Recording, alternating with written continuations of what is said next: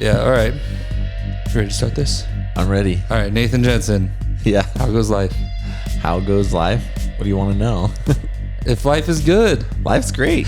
Yeah. This is I don't ever see you outside of gym clothes. So now you actually look put together. You look like a businessman. Yeah, no. I mean, life's great. You know, more important than anything is my family.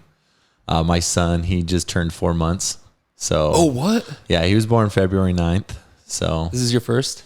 That's my second. Oh, your second. Yep. And then my daughter, she was born February 28th of 2022. So my life actually revolves more around them than anything else. I mean, like, sure, I work hard and I do mortgages and I'm in real estate investment. People see my stories. I make a crap ton of stuff about like personal finance, but more than anything, it's like I spend most of my day with my wife and my kids. So. Hell yeah, sounds like you got your priorities right. Well, I try to, I found the right gig for me to allow me to do what I want throughout my day and also, you know, work. So it doesn't have to be just like go to work 9 to 5, come home, spend a little bit of time with the family. It's like, hey, you want to work at home, be with your kids and, you know, stay busy. That's what I try to make life work all together. So. Yeah. But yeah, I mean, it's getting good. You know, at first he wasn't gaining any weight like my daughter.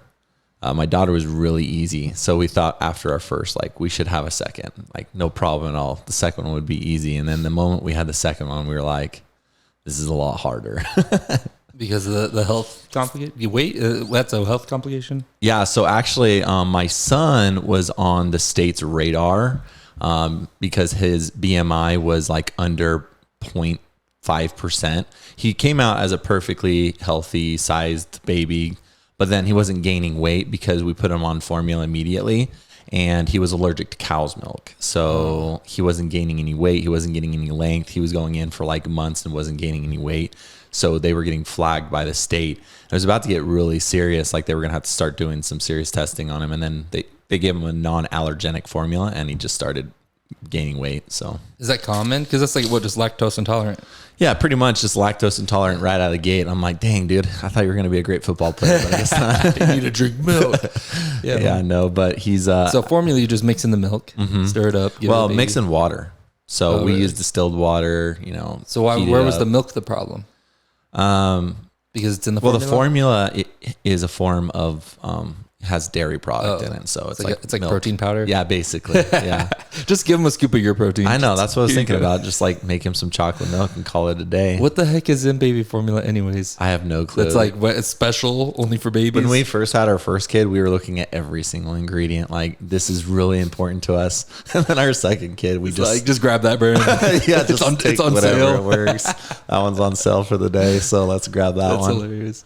No, but yeah, my daughter, she was really easy. She's got a great personality, really, really smart. She's been at literally the 99th percentile for weight and height.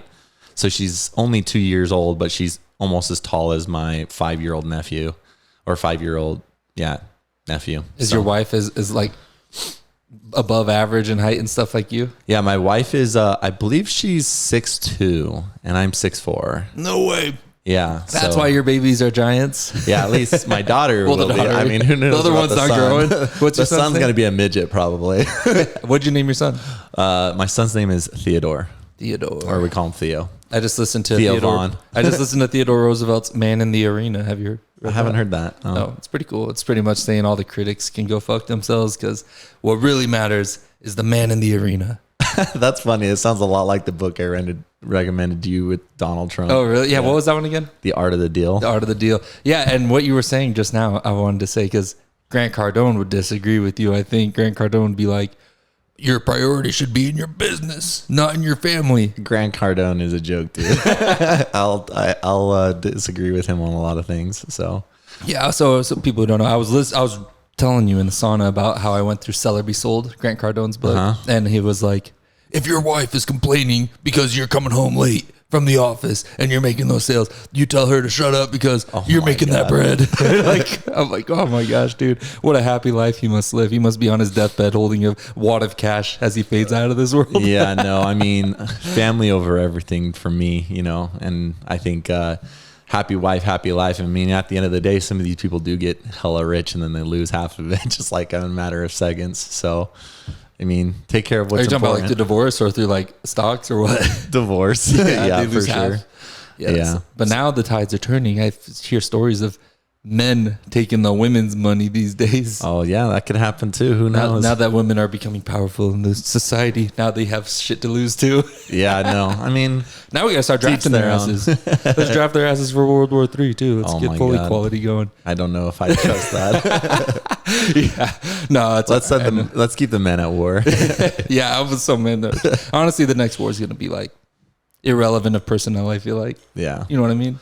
Yeah, I mean, next war is gonna be like the drone war. I mean, drones, I don't know how serious you want your podcast to get, but there's some pretty scary videos out there about the war. Scare me. What? Okay, well, I mean, there's literally a video that popped up on TikTok and it didn't have enough views yet to get flagged, and it was a video of a drone, and it was a Ukrainian drone looking at a Russian soldier, and the Russian soldier turned around and he got on his knees and started praying to the drone.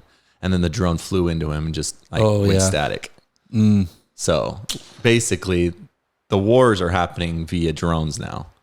So they're strapped, and the U.S. is arming Ukraine with a lot of money, not for all this military, but for drones. I think that the Ukrainians were going to be on track to make 1 million of these drones strapped with like C4s, and Russia's trying to make 100,000 of them.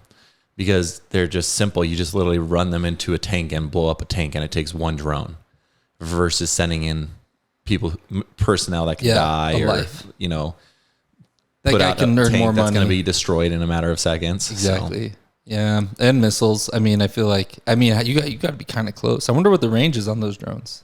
You got to be within a few miles. They're getting pretty crazy now. I mean, the probably super antennas in the air that just let you go far. Yeah, no, they go really far. I mean, they don't even have to be very close to them at all. Or if they are, they're probably in an actual tank where they can that's armored so that they can fly them out there. Well, have you seen the video of the Chinese military doing their little rehearsals with the dogs with machine guns, the robot dogs? No, I haven't seen that.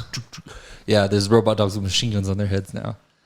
See, that's the other thing I didn't understand about the war is when it first came out, I was watching TikTok and you'd see a live of a missile coming and blowing up a building right next to somebody, and they'd be recording it. I'm like, I don't know if I'd be recording in that moment. I'd probably just get the hell out of Dodge and not be sitting in an area that's getting bombed. But it also was interesting to watch some of those Ukrainians just fire missiles at tanks, and they would just stare at each other. The tank would just stare at the soldier, and the soldier's sitting there aiming an RPG at them, just shooting it, and it's missing. And it's just hilarious to watch. I mean, it's not hilarious, but it's pretty ridiculous to be right there in front of all of us to just watch on TikTok. It feels like we're living in a fictional book or something. Yeah, I mean, that's this whole new era of war being all over social media is just so crazy. But it's great because it makes people see the ugliness. Yeah. It makes you go, oh, this is actually war. Look how everyone's freaking out right now about Palestine and Israel. People, before, I think it would have been Israel bombing children and shit. That's fucked up. They were just killing a bunch of people. But they would be before, people would probably just dismiss it. They're at war. Mm-hmm. But now it's you're on your phone, you look and you see a picture of a kid and you're like, what? You're like, no, it's fucked up. We need to stop all this. It totally reminds me of that time when Donald Trump came out of the White House and they took down, what was that terrorist's name that he, oh, the Iranian general guy? Yeah. He died like a dog. Yeah, Shane Gillis. Yeah. Did you watch that? Yeah, that special hilarious. Was so great. That's totally what he said. He was he died like a dog. I watched Shane Gillis' special 3 times, and I laughed every single. And even now, when I see any of his clips of it, I'm just that guy's hilarious. He's Navy SEAL, gay. I'd rather be with one of my bros in sandals. Yeah, that joke that he makes, I mean, is hilarious. What is it? The one that he says about what does he say? Shane Gillis's joke about how they're just calling the Navy SEALs pussies because they're just sitting in the thing and they click one button. Yeah. over. And then you have the guys throwing rocks at tanks. Yeah, kill confirmed. You can see them that out guy's there. a homie. The throwing the rocks at a tank guy is a homie. They're out there dancing. They're having a good time. That's what we can relate to more. Yeah. Dumb. Well, I mean, how, like he says, how would you be if you got put out there? You'd probably be just like those idiots. Yeah. No training at all. Gonna go take down the U.S. military. Yeah, I'm going through the book I'm going through right now is 7 Pillars of Wisdom, and it's by I've heard somebody recommend that book. I think it was on a Braden Shaw's book list. So who's Braden Shaw? He's the guy I was telling you about. He's the guy who owns Fulcrum as a whole, but he also just reached 1 million followers on Instagram. Oh yeah, that guy who challenged you to do 30 days of posting, and you made it to day 19. Yeah, that stuff's hard. I can't do social media like that. It sucks if you don't actually like enjoy making that shit. Well, I mean, just like how you were setting up your own just now, he has a whole team, like a production team now who does all of his recording. He sits there in front of the camera and rambles, and then they make a video out of it. They post it on social. They figure out what works on algorithm for him. So yeah, then you're just a host. You just get to be a host and show up and be the personality, and then everyone does all the work for you. That's exactly what it is. And so, I mean, he's a big figure type person. He's 7 foot tall, and he has really deep voice. Oh my gosh! He can no wonder you look up to him. It's the only guy you can look up to. I mean, he played for BYU, so he's a pretty big basketball player too. Oh really? So, Oh wow! Is it? I thought he was like when I saw you share his thing, I went and clicked. It looked like a short, dorky white guy. If I saw that guy in person, I would have like. No, you're gonna look straight up for sure. 7 foot tall, over 7, yeah. No way. Yeah, that's freaky. Yeah, same with my cousin Shay. I don't know if you ever seen him at Gold's though. You ever seen Shay? I don't know who he is. Oh, he's like he looks like a Viking. He's literally got arm tats and he's a giant dude. Giant. I think I know who you're talking about. He probably hasn't been there in a while. Maybe. Well, he does like national construction. So he like comes for like a week and then he goes back to work for like 3 to 4 weeks. I think I know the guy because I imagine that giant dude. There's a giant dude in the gym who just seems like exactly like that, a Viking, and just looks like he will pick up anybody in the gym and throw him across the gym. That's basically what he is. But I mean, he's the biggest dork ever. Yeah, yeah. That's dope. See, it's always the most dangerous people are so sweet. Yeah, it's like no wonder David wasn't scared of Goliath because he knew that Goliath was probably just a dork anyways. Yeah, as he sat there with a sword ready to chop David in half. Yeah, that guy's a dork. Yeah, but David, come on, bro, that's a gun. Well, nowadays even a gun to the fight. Well, nowadays, I mean, you see those TikTok videos of like those people flinging stones too. Oh my gosh, yeah. And I've seen them. Like one guy was so good at whipping his. It was the same type that David was using that he was professional at, and he literally slung a stone through like a metal sheet. So I'm like, yeah, David brought like a 50 cal to a sword fight. Yeah, that's fucked up, dude. Come on, be a man. 1v1, bro. He knew what he was doing. He's like, I've actually done this to a few friends already. They lost their legs. That is straight up Indiana Jones scene where like goes like, and he just pulls out again. Yeah, that's actually true. That's exactly how I imagine it went down. So the Tyler from Make Construction. He was telling me a story the day I actually met you at their little event. I was hanging back with him and he was showing me pictures and a story. They went on like a Boy Scout camping trip and they had brought slings and they were throwing rocks across the lake and one of the kids threw it and it went backwards and hit a kid in the head and dented in his head. Yeah, he got it's super serious. Lucky. It's no joke for sure. He probably almost took out Goliath himself. They were like if it would have went any like harder at all, it would have like penetrated and killed him. Yeah, that's just real. That was me when I was younger. I grew up on a dairy in Jerome. Oh, you're a Jerome guy? Yeah, I was like, I can't wait to get the hell out of here. Yeah, you're in the hood, dude. I feel like Jerome's pretty ghetto. Jerome is pretty ghetto. Well, was literally fights at school every day. So yeah, it was pretty. And most of the time. Complete respect here, but most of the time it was the Latinas. Yeah, I was gonna say, dude, it's the Mexican dude. But Jerome is like the cholo. It used to be like the cholo. The girls were always fighting, and they were always fighting over boys too. It was like, why? These guys are fucking ugly. Oh my gosh, like really? All of us in Jerome, there was not any good-looking guys. The girls were always fighting over the girl. Yeah, they were always fighting. It was hilarious. Entertaining. It was. Well, I mean, one of it broke out like right in front of me, and it was like, holy shit! And went all the way down the hallway until like the principal got interfered. I think one of them like ripped out it was serious because they ripped out like a full head, like Chunk of hair. whole chunk of hair. Like she went bald immediately. Oh my gosh. Yeah, they were no joke fights. So yeah, I hate that. Just punch each other. yeah, just seriously take each other out. Or just use it for still. leverage. Just use it for leverage. Grab the hair and just, you don't use this as a weapon. It's the mount. Yeah. What I was saying though is growing up on the dairy, we used to shoot each other with guns, like BBs and pellets and nothing like high caliber. I was gonna say, yeah, typical Jerome behavior. Sometimes people would drive by and just shoot guns out at you. Each other. Gotcha. Yeah, but we would play war and we'd invite people over, and I invited one of my buddies to come play with me and my brother, and he shot him right under the eye. He almost lost his eye. Oh, it was like right here, and it actually like penetrated his skin too. Was there a ball under? Yeah, no, the pellet like literally went through his skin and like hit his bone right there. And the doctor was like, if it was like 1 centimeter higher, he would have lost his eye. You know what's funny about those situations? They always say that whenever you have an accident, car crash, anything, they always go, you know, if you had 1 centimeter, 1 centimeter, you know, if a second earlier, you know, if you put your leg up or if you were in a different position.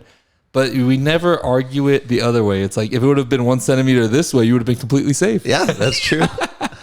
Literally, that same brother of mine was helping me build a trampoline, and he missed hitting something, and he nicked his arm like really close to an artery, and he had to go to the emergency room.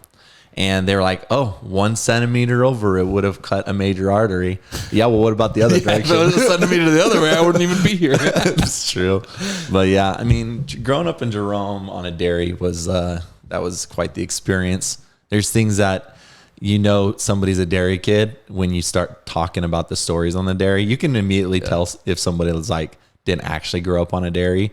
But the things that we encountered on the dairy are like, just puts you on a whole different, like. So you were working on the dairy? We worked on the dairy. I mean, not like. Is it your family's dairy or what? So my stepdad, I grew up with my mom and my stepdad. And my stepdad was the manager of Northside Dairy in Jerome. Paul Choco was the owner at the time. He had passed away, and his wife sold it to Louis Bittencourt, I believe his name is. Yeah, and so he's a big dairy owner. He owns like all the dairies. Have you ever been to Hagerman and seen like that giant castle on the river? I'm not sure. Yeah, if you ever go to Thousand Springs on Hagerman and just go a little bit further north from Thousand Springs, there's like this. It's a like super house. Oh, I mean, it's probably the biggest house within 200 miles. No way. Here, yeah, I mean, it's freaking enormous. But I mean, dairy owners. That's what it was. But yeah, growing up on the dairy, just like crazy things happening. Like I would tell people, we had our own trampoline in the backyard, and they'd come over and they're like, "Where's the trampoline?" I'm like, "Well, there's dead cows back there. They bloat. They go jump on them." People are like, "You're joking, right?" I'm like, "No." You can go jump on that. You can go jump on that bloated cow right now, dude. Hit me with the test. You said you can always tell when someone grew up on a dairy. Oh yeah, hit me with the test. Hit you with the test. Yeah. Let's see if you think I grew up on a dairy or not. Okay, well, like, what did you do for fun when you were a kid on the dairy? Fight flies from eating my face off. No. I mean, there was a lot of flies, but what else did you do? I didn't really fuck around on the dairy. I milked cows, and then I would dip and go hang out with my Chola friends. But I lived on a trailer with my mom. Had her boyfriend was a milker on the dairy, and so we lived in a trailer on the dairy. Yeah, and he would just go and like work, and I would try to get the fuck away from the dairy because the flies were everywhere. Okay, well, so that was like there's two things you said there. One was trailer, and you said I want to get the fuck out of the dairy. So yeah, you grew up on a dairy because everybody says the same thing. I grew up in a double wide manufactured home on the dairy that the dairy owner provided us to live for free in. And then the things that I think about when I grew up on the dairy were things like, being able to drive motorcycles and ATVs anywhere around the dairy. We were jumping over canals. We built jumps over the canals. I mean, we used to play in the feed. People always think like, you think about feed and you just think it's like food, but they have these feeds that are like tiny little fuzzy balls. Oh, really? Yeah, they're called pellets. And they'd put them all, they'd stack it all in this one spot, and you could like dig holes like it was like basically and it would stay like snow. It would stay. And so the owner saw us playing it all the time, and it was like under like a big like a shed or something? like a cover. And so the owner saw us playing it all the time, that he put a rope in there. And so we built a rope that we could like jump off the top and swing and let go.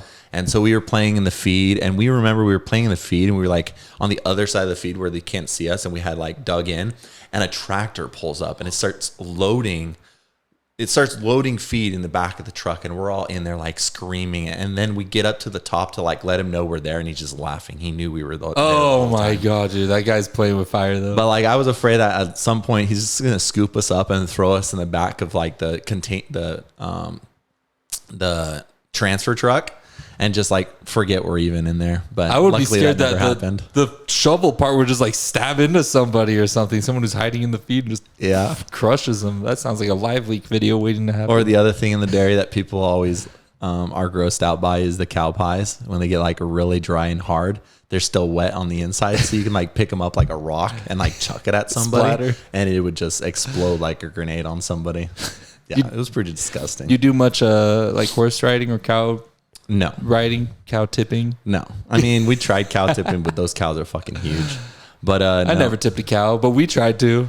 We didn't ride any horses. My parents didn't let us ride horses because a lot of people got hurt on horses. Like, I don't think people realize just how hard a horse it is sometimes to ride if you don't know how to ride it, and how quickly you can get hurt too. Because even there was like the professional riders, like just the guys who rode horses around the dairy, and even then, even now and then, they would get bucked off or kicked, and it was like they were in the hospital immediately. Yeah, I helped my mom's boyfriend once upon a time break in a horse. Oh God! And so we'd go right up and tie his horse really close to it, and then just jump on top of it and just try to like stay on. So it gets used to you being on there while it's attached to the other horse until finally it just kind of lets you just ride it. Yep. But yeah, that shit was scary. Yeah, our owners broke horses. They would just put them in a cage, like a really, really tight cage. And they would put it on like this treadmill that would also like get them to buck up. Well, I don't know if they were breaking it or if they were trying to create a bucking horse. Oh, and so I don't know how the treadmill worked, but it would like basically force them to like buck. Whoa. And so they were breaking it and making it buck at the same time. Yeah, it was pretty interesting to watch. Or yeah, I mean, I feel like I'm getting really gruesome on this podcast. I'm not a gruesome person. But okay. So my wife, let him get his business mask. I'm not a gruesome person, guys. This isn't me. No, well, what happened was my wife was like permanently scarred because she had came to our house one time. And next to our house, there was this like pasture, and there was a pasture of like goats and sheep. And we were inside, and we just start hearing like a squealing noise, and we go running outside. Well, my wife and my mom do. My wife's like crying because there's two huskies just ripping one of these like sheep apart from like both sides. And so luckily I jumped the fence and ran over there and like, get the hell out of here, huskies. And they ran off. But yeah, I mean, you saved them? This sheep was, it was done for. Oh, just should have let him just eat it. No, I had to save my wife. I basically from being permanently scarred. But like I got the dogs out of there and went and knocked on the owner's doors. I'm like, do you guys know that like one of your sheep's getting attacked right now? And they come running out and called it was just the wife at home at the time. So they called their husband. Husband comes rushing home. And yeah, I think he put it out of its misery. But it's like just the things that happen in that dairy world are just like so traumatic that when people hear it now, they're probably like, you live like a really traumatic lifestyle. I'm like, oh, I didn't really realize it was traumatic until I'm sitting here telling you this story now. Like putting down sick cows. That too. That's sad. Yeah. Or watching cows get like, just not illnesses, but like some form of like a sickness.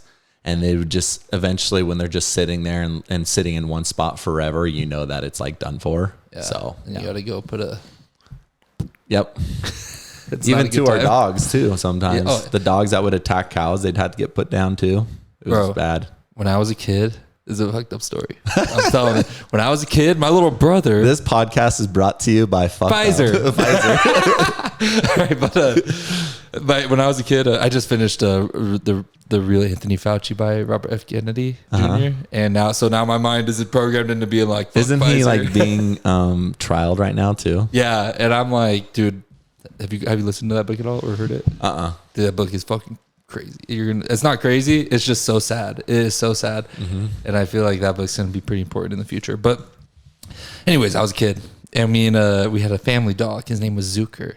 And my little brother comes home and he's my little brother Isaiah. Have you met Isaiah? Maybe at the gym. Maybe I have. But he's like a toddler and he goes up to Zucker's bowl and starts eating his food. And Zucker snaps at him, but doesn't hurt him or nothing. Just snaps at him. And my stepdad, I know where that's takes the dog to the desert for a little trip. Yep.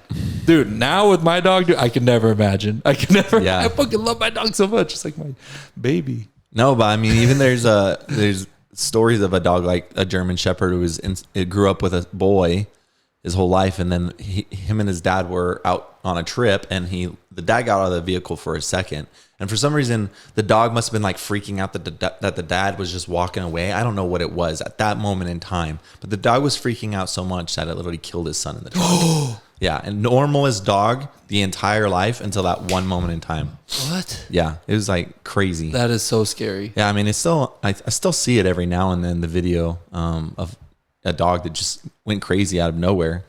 You know how when you might like leave your dog in the truck and you're walking away for a little bit and it's just barking? Yeah, okay. I don't know if your dog does that, but even my dog does that right now. Like I've taken it somewhere and it's just going crazy in the truck just for a second. I'm even sitting there telling it to shut up, like stop barking. It's okay. Damn. But something about them want to be really protective all the time. You would imagine he'd be protective of his own kin though, like the son of the master. Yeah. But maybe it was competition for attention. I don't get it, man. Dogs are crazy though. But well, at least Bosco, he's smart. Like I feel like he's smart enough. One time when I was living up in Rexburg, when I first had him, he would bark at something outside, and I would go check because we were out in the country, and I'd go open the door and be like, "What's out here?" And he would go outside, and after a while, I think he caught on, and he would just bark at something outside that wasn't there, just so I would let him outside. And I realized he was manipulating me. I was like, "You fucker, you're just straight up tricking me now." Outside. Yeah, he's like, they learn, and I feel like he's pretty intelligent. Like he can learn shit. But damn, I wonder if that's like a getting old, dementia, mixing in with all the genes of being a guard dog. Yeah, it was probably a mixture of all of that. But yeah, on the brighter side, let's talk about something else. So how's your newborn baby? Are you loving that or what? Yeah, I know newborn's great. Hey, what's the difference between the first time? So the first time you had a baby, you were being all meticulous with everything. Yeah. The second time, you're a little less meticulous. Yeah. But how is be transparent with me? Your babies aren't going to watch this podcast. Not for a while anyways. Are they, when you had your first one, I would imagine there's this magical moment where you're like, whoa, the world is different. I'm a father now. When does that moment hit? And does it hit the same way when the second one comes out? The first one, I would say it was both equally the same. And I'm not lying about that because the first one was a girl and the second one was a son. And when you get a son, maybe it would have been different if I got the son first. But as a father, getting my daughter first was amazing because it was like my first child. And I was like, holy cow, like life's different now. There goes all my money. And then the second one was my son. And it was like, I've got a son. Like, I'm so grateful to have a son. And it was just, it was cool to just, and it was also a matter of like, I'm done. Like, I don't have to have it anymore. Like, it was if it was a girl, I could have been like, dang, I probably need to go for a third, you know? Oh my gosh. But I got a boy. And so I've got a girl and I've got a boy and I'm happy. And they're both equally loved the same, equally feeling the same when they were both here. The first one was just like, it was pretty crazy when I got the news that we were having a child. That was pretty crazy. Oh, was it? No, it was unexpected? Yeah. Well, actually, it was fully expected. We were planning it. But we went through 2 miscarriages. So, oh, wow. Yeah. Really, really hard on my wife. She was getting really mentally, it was really hurting her to go through something like that. So of course we would get really excited. Luckily both miscarriages were like really early. I mean, I say early, but some of them were like 9 weeks in. The second miscarriage, she was getting ready to tell me about, like, we're having another kid this was the first time we're having a kid. And then it was over. And so she didn't even get the chance to tell me she was pregnant that second time. But the first time, I remember we were walking at Pillar Falls Elementary, just a normal walk. And then all of a sudden she just like broke down. And I feel like this has got to be one of your most downer podcasts you've ever done so far. I'm just talking about like the most gruesome stuff and the most depressing stuff. I would prefer the word authentic. Yeah, authentic. But yeah, I mean, it happens. And, you know, it's not something we tiptoe around. I mean, it's okay to talk about the things that are hard.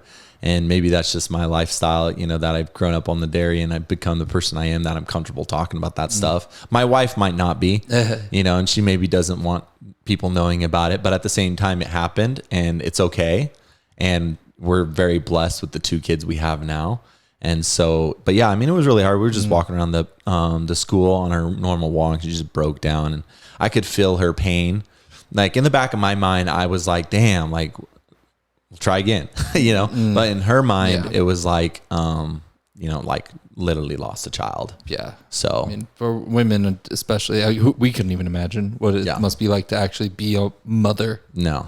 But to even on the more shallow note, women in general, in my experience, are a little more sensitive. Oh yeah.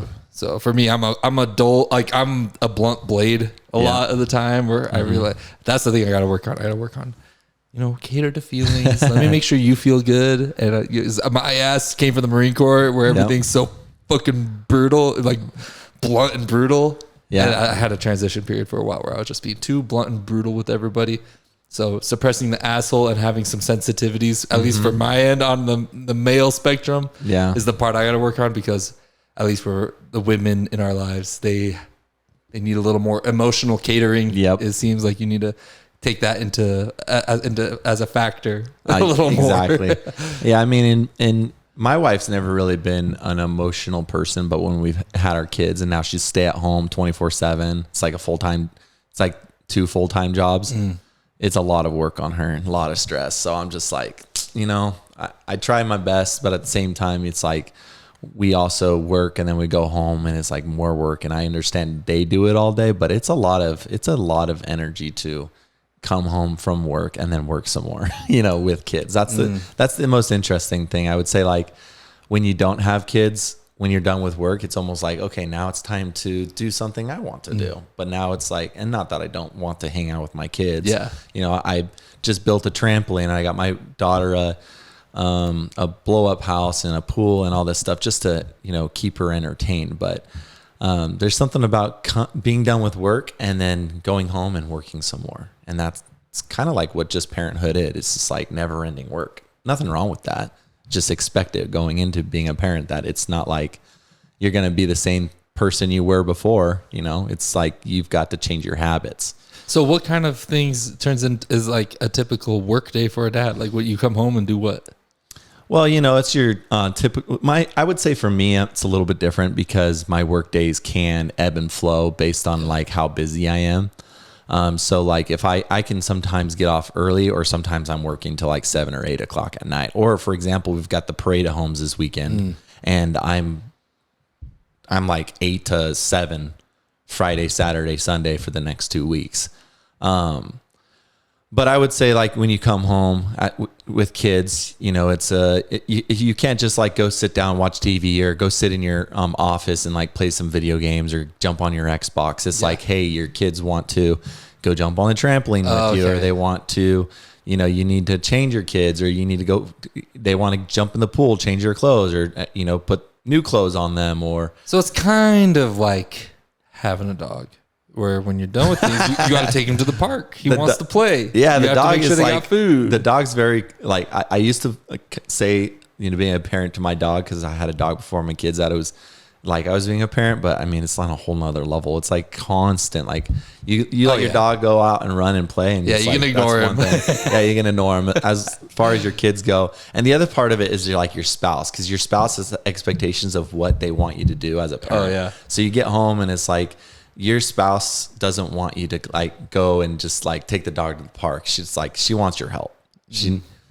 The wife wants chores. You to go and play with the kids, give her a break, or go do chores, you know. Yeah. Or your typical parenthood is when you get home, it's time for dinner.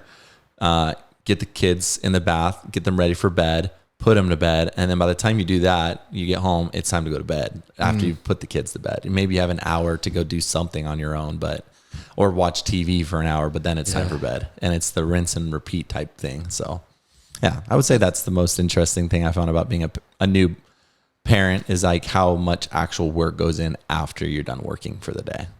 That's nice. See, I saw these questions because I look forward to being a parent eventually here soon, and hopefully. And I was talking to my friend who also is a father who just had his second kid as well. And he was like, dude, babies are easy. Like if they cry, it's just because they either like shit themselves or they need sleep or they just like need attention, like just need to be around you or something. He's like, they're really simple. I forgot. It's so simple that I already forgot the instructions, but he said they're pretty simple in the end of the day. Like, maybe the first one is pretty simple. Like you can maybe like put them down and give them a bottle and like go do something. But once you have two and you're doing man to man with your spouse. Yeah. Okay. It's like full attention from both ends. ends. And the moment the baby cries too, there's something like within us that like you can't hear a baby crying because it's just like you just have to stop it from crying. And sometimes you try everything to get it to stop crying and it doesn't. That's the biggest difference between my first and the second. Like my first one, she would take a bottle, she would take a binky, easy baby. The second one, he sometimes he doesn't want a bottle, he doesn't like binkies, and he'll just cry. Like he will not stop crying until I do my best to try and get crying, doing whatever I want. And the hardest thing that's interesting with babies is you think it's easy. It's like, oh, your baby will most likely stop crying if you just hold him and stand up. But what if you want to sit down?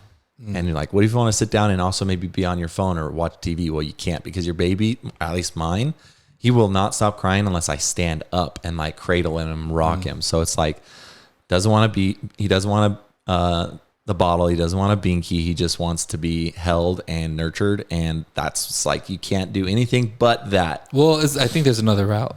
Can't you just hand him an iPad? Then you have a whole different style of parenting because with us, our daughter, she is now to that age where like she wants the iPad all the time. Oh yeah. But we've restricted her hours. So we try not to let her watch anything before bed because of the blue light and then they don't sleep. Every now and then when she's like in the bath, we might put a phone in the bath so she can like take a bath and watch her show. But yeah, I would say watching the iPad's kind of dangerous because it's addicting. Like they will scream so loudly if they don't get their iPad. But so yeah, maybe when she wakes up, she gets maybe an hour or so watching her TV. And then maybe before she goes take a nap in the afternoon, she can watch her shows. But yeah, any longer than that, it becomes a dangerous habit where just put them on the iPad. I mean, it's really easy. You give them the iPad, they'll sit on that thing all day. But I mean, you're not really helping yourself in the long game. Yeah. Why? What do you think is the negative consequence of having a kid be on an iPad all day? I think that my daughter is brilliant and she's learned a lot of that brilliance just like actually being a kid. And the other thing we forget about is like the aspect of being a kid and how we all miss of like being a kid and doing the kid things and like just being a kid, going and playing outside, jumping on the trampoline, playing in the pool, playing with toys, playing with puzzles. Like these type of things get your brain working in ways that just makes you smarter versus like just staring at a screen. And sometimes like shows will come on my baby's, my 2-year-old's, her name's Eleanor, by the way. Okay. We call her Ellie. And, it's not even in English. She's just like watching some like Russian show, like in Russian. And oh, like, great. And she's it's a just sleeper like, agent. Yeah. It's just like, what are you even watching? And I'll like try to take it from her. Like, let me put this in English at least. And she's just screaming like, don't take my phone. But I'm like, yeah, it's a slippery slope, I think, because you could be I'm not saying that parents are lazy if you just give the iPad or phone to a kid, but I think it's a very dangerous, slippery slope. And I think my kid is smarter because she's just smart. I mean, I don't know how else to put it. She's a very smart kid because my wife's been with her. You know, she's a stay-at-home mom, and she doesn't sit there and put her on an iPad. She actually does things with her. She plays, and we've gotten her a lot of different toys so she can actually work. So you think playing in real world provides more value than learning through digital? Oh, for sure. Because let me play devil's advocate. What if this kid, there's the same kid, right? We split them into two different dimensional, universes of existence. And one kid sits there and watches Russian videos and a bunch of language videos. And by the time they're 5, they have a grasp on 5 different languages. The other kid went to the swimming pool and, played in the mud. And by the time they're 5, they have a worm in their stomach because they've been out fucking around, but they have good, the benefits. They have great memories with like outside, but the other person, you could be smarter. Yeah. So this thing as a newborn parent, what I realize is kids don't actually like watching stuff that's educational. So if they're like watching educational content, then they get actually pretty bored of it. And to the point that they will force you to basically put on something like Cocomelon, because we were against Cocomelon forever. Like, don't watch Cocomelon. So we'd find these like Christian shows, or we'd find this educational content to provide her, and she just hates it. It's like, it's boring.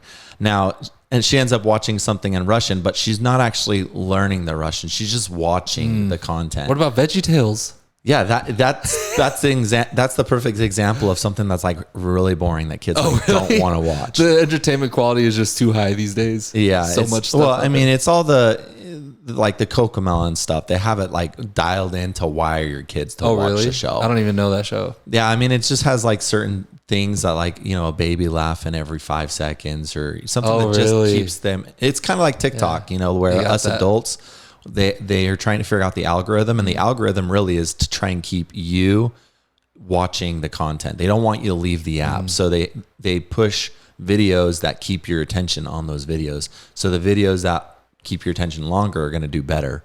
And so that's why you have people out there teaching people how to do better videos with like hooks and content that'll keep people entertained or keep them watching the video. And I was studying all that when I was trying to do my videos too. But yeah, I noticed you had little angle cuts all the time too. You'd be like this. Hello, today we're gonna do this, and also it'd be from over here. Boop, side angle. Yeah, and you got to get those angle cuts in within like the first few seconds, because like, what's the first thing somebody wants to do right when they get to your video? They're thinking about swiping, and right when they're thinking about swiping, it cuts the angle, and it kind of interrupts your thought process to the point like your brain already swiped, and so now it's continuing to watch it, and then it swipes again, but you didn't actually swipe. It's just the content changing angles. Yeah. And so it reminds me of my professor when I was at CSI. He was my economics professor. I don't remember his name. He was an older professor. Oh, I think I know. Short white dude, little round, glasses. Yes. Yeah, okay. Well, because in the first day, he told us that college students suck at paying attention. So the thing he's going to do in class to make sure everybody pays attention, he's going to talk about sex a lot. He's going to randomly talk about sex, because he knows the moment he says the word sex that people are going to pay attention. And so it was interesting to see it happen. He'd be talking about like supply and demand curves, and then he'd randomly point at a student and he'd be like, "Did you have sex this weekend?" And everybody would be like, just dial in. And would they answer? Well, most of the students would be like, "Huh?"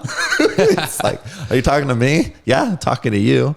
But it's just our brains are so wired to just kind of like just sit there and it's because people haven't learned how to. It's before you learn the importance of discipline. Mm-hmm. Once discipline enters your life and you understand how to get a hold of that, then everything else is just obstacles. Yeah, and boredom is an obstacle. Mm-hmm. The ability to I want to do shit. I don't want to read this book. I don't want to do this homework. It's all just because your undisciplined brain is a little bratty kid that just wants to cry for the iPad. Yep. And that's why I say it's a slippery slope to give them an iPad, because we don't want to become brainless zombies.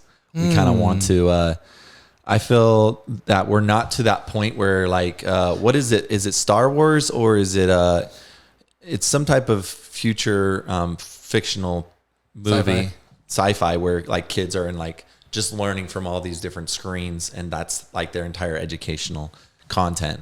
We're not to a point in society. That is not Star Wars. I don't know what it is. Do you know Star Wars? No, I think there's a point where they have like all these students standing. I think it's one of the newer Star Wars movies, where they're like, it's on the side of the camera, so you don't really notice it, but you notice that like these kids are learning. A cameo in the background. Mm-hmm. Oh, right. It's not the ones that Anakin slaughters. No, it's not those ones. With their VR headsets. Yeah, but we're definitely not to a point in society where content is educational. Actually, if anything, America... Maybe for China. Yeah, that's what I was going to say. China TikTok is a lot different than American TikTok, because there's two things that do really well as far as content goes. This is why Braden Shaw does well. He doesn't create entertainment content. He creates educational content. And so you have two different types of content. You have educational and you have entertainment. And most of the content on TikTok that keeps people's attention is entertainment content. But the educational content is actually really good for people who actually want to learn. They'll stay in tune because they're disciplined, because they actually want to learn what the person on the screen is talking about. Like, hey, today we're going to talk about how to actually budget so that you can keep your money, and then you actually learn how to budget. Or even though it's hella boring, like I don't want to learn about budgeting right now. But if you're thinking, oh, man, I would sure like to not be broke every month, let me learn how to budget. Yeah. And even more disciplined, across. Even more disciplined people would probably just read a book about it. And it's true. Avoid the scrolling. Yeah. Oh, hey, here's education. Let me stop my scroll for a second because I'm disciplined. Yeah. I mean, there is a lot of good content that is educational, but I mean, nothing's going to beat a book. Yeah. My problem is, even when I was in school, books, I come across some books and I'm like, I really want to read this, but for the most part, I haven't read a lot of books. I'm not like a big book reader. And maybe that's after I got out of college, I was so tired of reading books. So that, like the giant textbooks.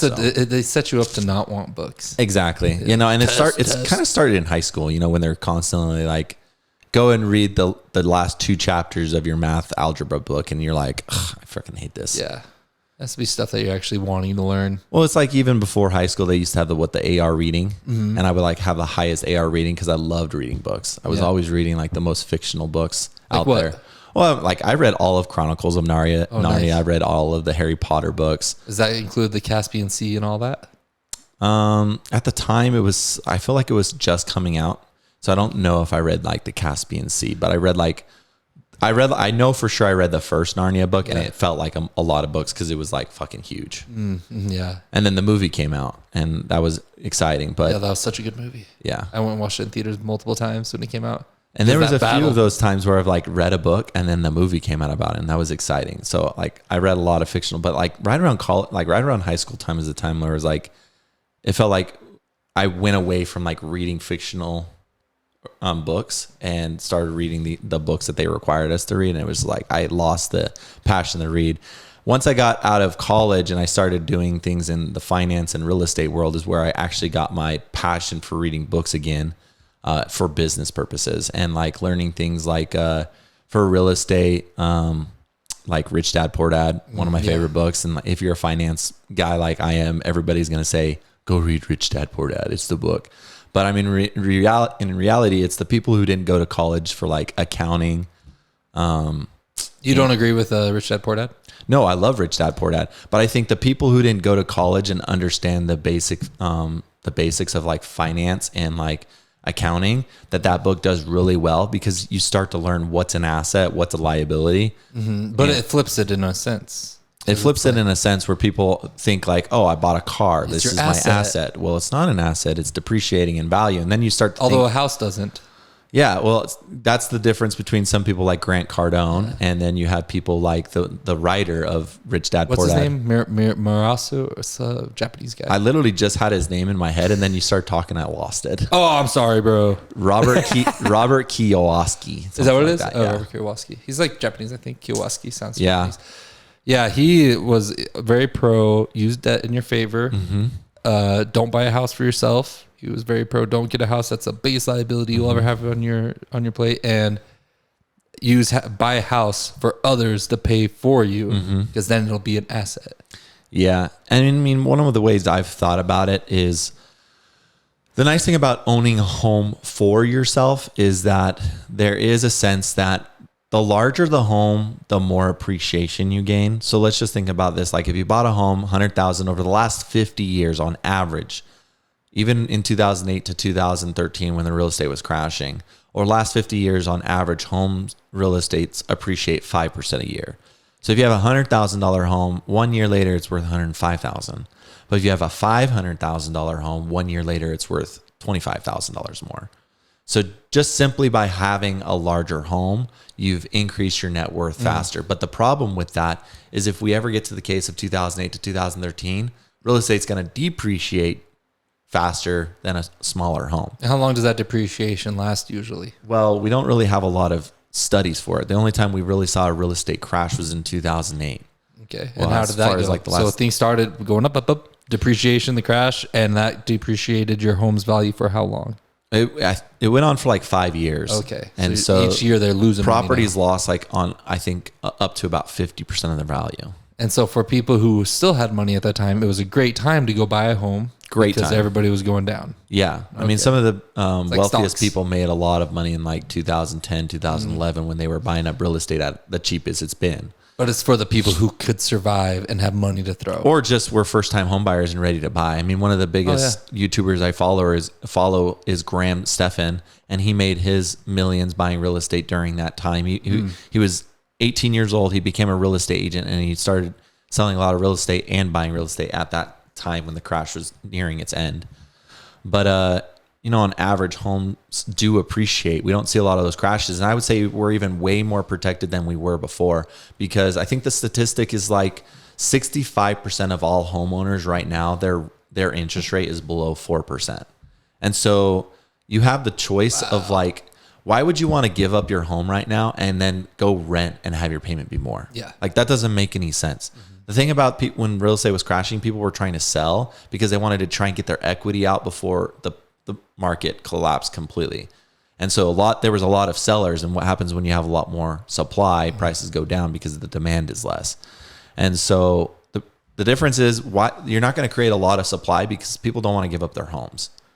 So you'd have to have interest rates go higher, and a lot of people refinance into higher rates, but nobody wants to do that. For example, me, I'm at 2.1% interest on my home. I would never give that home up. Like, why would I ever sell it? Why would I ever give it up? I'm going to keep it. You'll never get a deal like that. Never. And those rates will probably never come again for all those people thinking, oh, I'm going to wait for rates to drop. Yeah. That'll never come in our lifetime again. But how did you get it? Well, I mean, we had the COVID pandemic, that basically there was so much free money out there that rates were so low that it allowed us to get the really low rate when we went to purchase. We just got lucky at the time. Yeah. That's how a lot of wealth is made. Luck. But we were just in the right position at the right time to sell and buy a new home and get that rate. But I don't think those times will ever come again, but it shouldn't stop people from wanting to buy real estate either. Have you heard of the book Outliers by Malcolm Gladwell? I haven't. He writes about all the outliers of the industries, from South Korea, from Korea Air for airlines to the Beatles for music, and just people who are outliers, and to stand out. And he always points out, pretty much in every situation, a common factor is the magic of the timing. There's a magic in the moment that they captured in the perfect time when the culture was perfectly with it. Like there's a timing moment for people who outlie and go get that extra oomph, in life. And it's just, there is kind of a roll of dice luck in just this existence. Yeah. You could be someone, in a war-torn country right now without a home, but you got a little bit better of a roll. And maybe you could be someone who got a 2.7, or what did you get, 2.6? Yeah, 2.1. 2.1. Yeah. That is crazy. That's like crazier than like any car loan too. That's fucking crazy. Yeah, 2.1. You get someone who jumped in. Maybe, did you even know what you were doing when you did that? I was about 2 years into mortgages myself. Oh yeah, so you had a good. And also when I was working at the bank, I was monitoring the rates every day, so I knew exactly what I was doing. So, so yours wasn't that much luck. You grabbed destiny by the balls a little bit.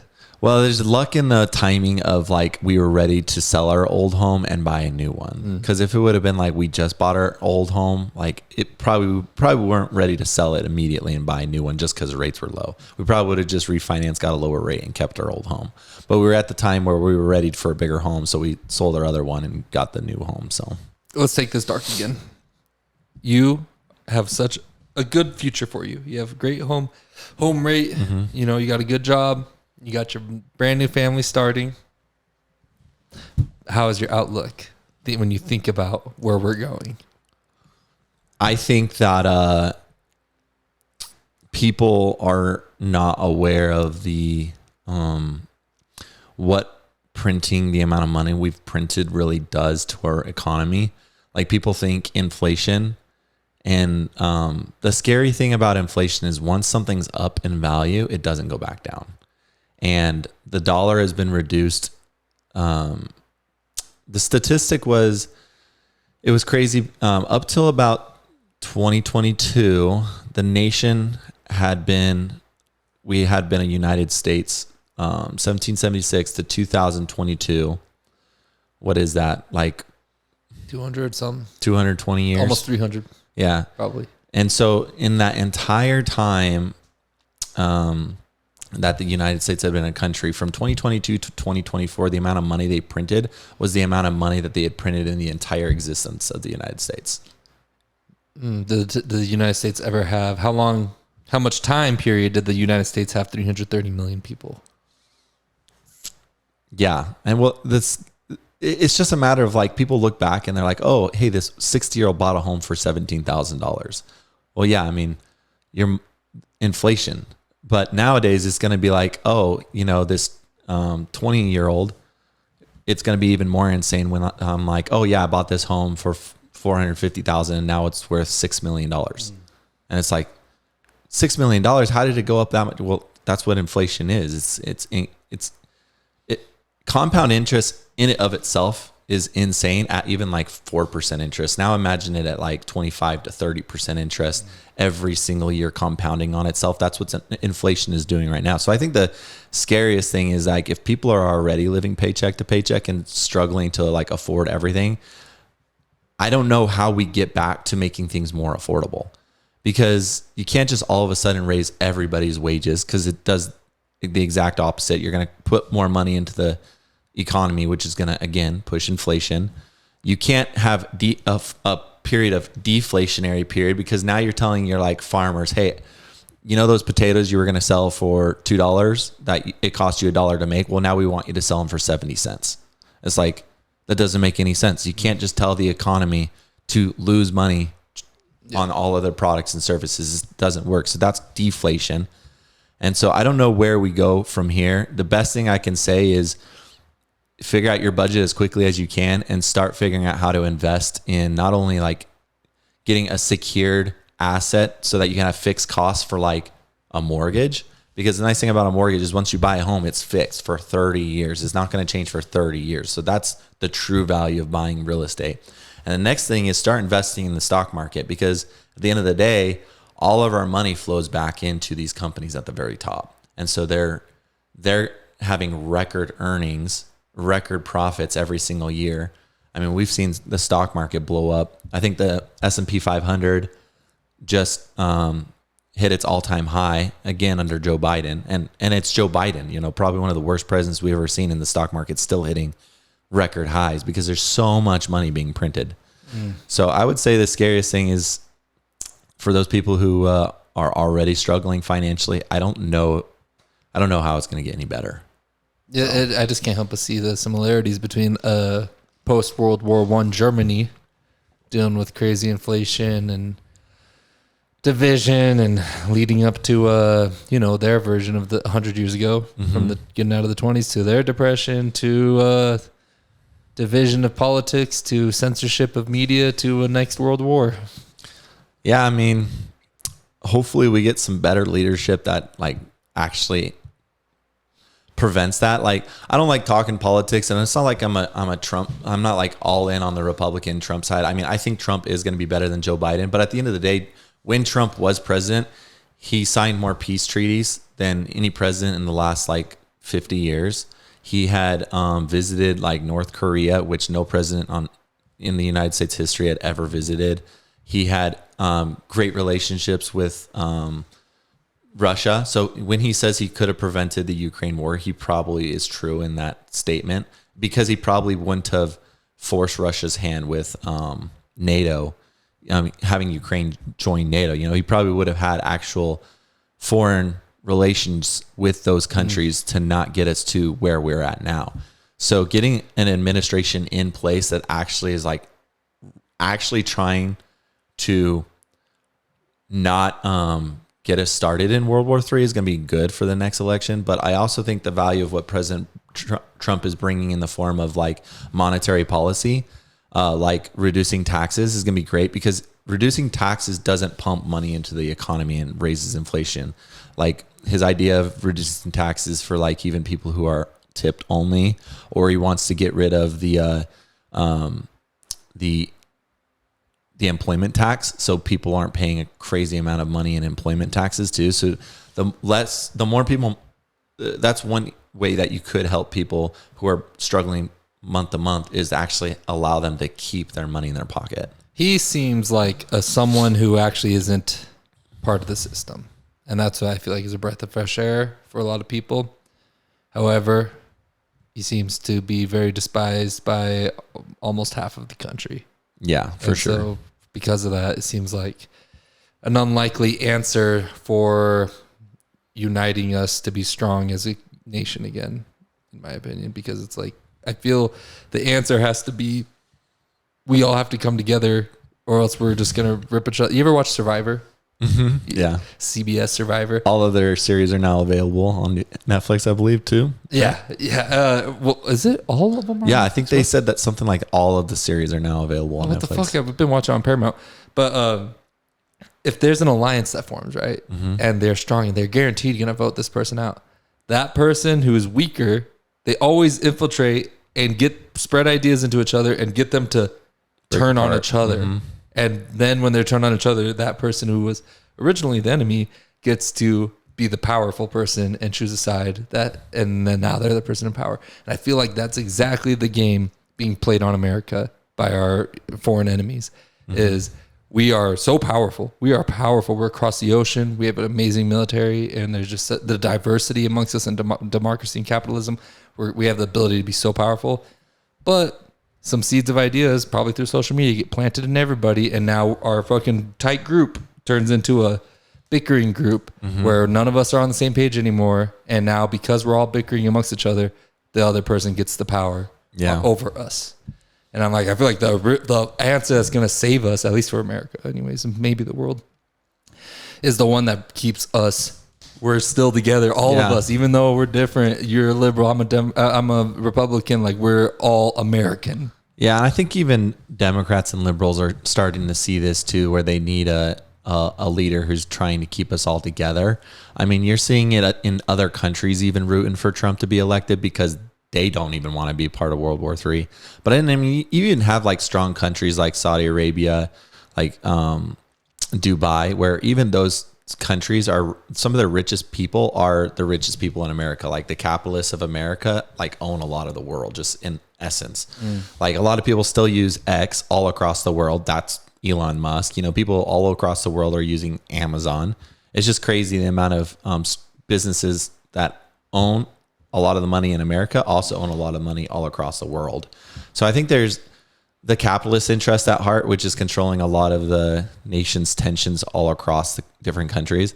But something that's also interesting to think about in regards to like liberals right now is that there's kind of like fighting amongst each other, where you have like people who are like trying to do like the parades recently were just interrupted by the people who were supporting like the what do you call it, the stop bombing Gaza. Like those two groups ran into each other and they were like fighting amongst each other. And it's like one of the things that I think Donald Trump came out and said is that on day one he would have like the Ukrainian and Russian war and Israel and Gaza like figured out, or that's going to be his priority. And if you're in that group who's like, maybe you don't support Donald Trump like because you're, you know, part of the Pride group, or maybe you're part of the Gaza group, when you see Donald Trump come out and say that, then maybe it starts to think like, why isn't even Joe Biden talking about this?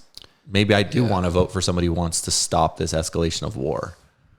Yeah, I think Joe Biden's part of the Gulf of Tonkin military industrial complex, money going in his pocket group. There's definitely a group of people out there making a lot of money off of war. Here's a few $100 billion. We don't know we're not tracking it very well, but hopefully you guys use it all for the rightful purposes.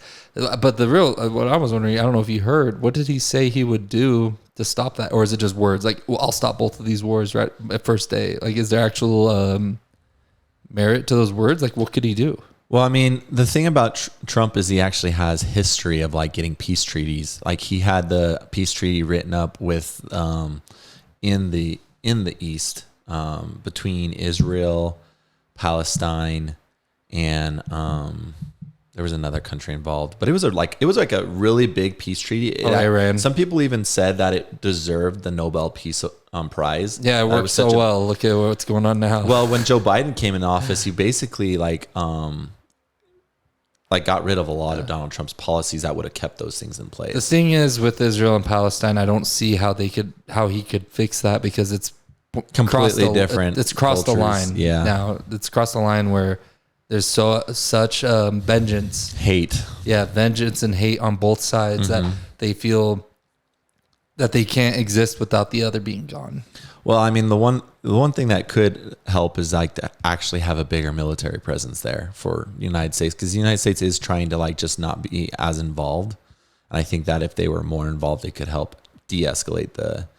That's a good point. Maybe if I don't want to be the freaking nation that sends our troops everywhere on the fucking planet because it's just not a good look. But it is almost kind of the Call of Duty of the United States to be the peacemakers of the entire world. I mean, that's what we've been since World War I.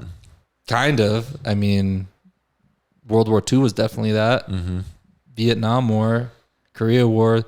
Those are all proxy wars between capitalism and communism. And I know it's so scary to imagine letting our communist neighbors have power because it could threaten our life. Is that how we see it? But maybe they look at it the same way towards us.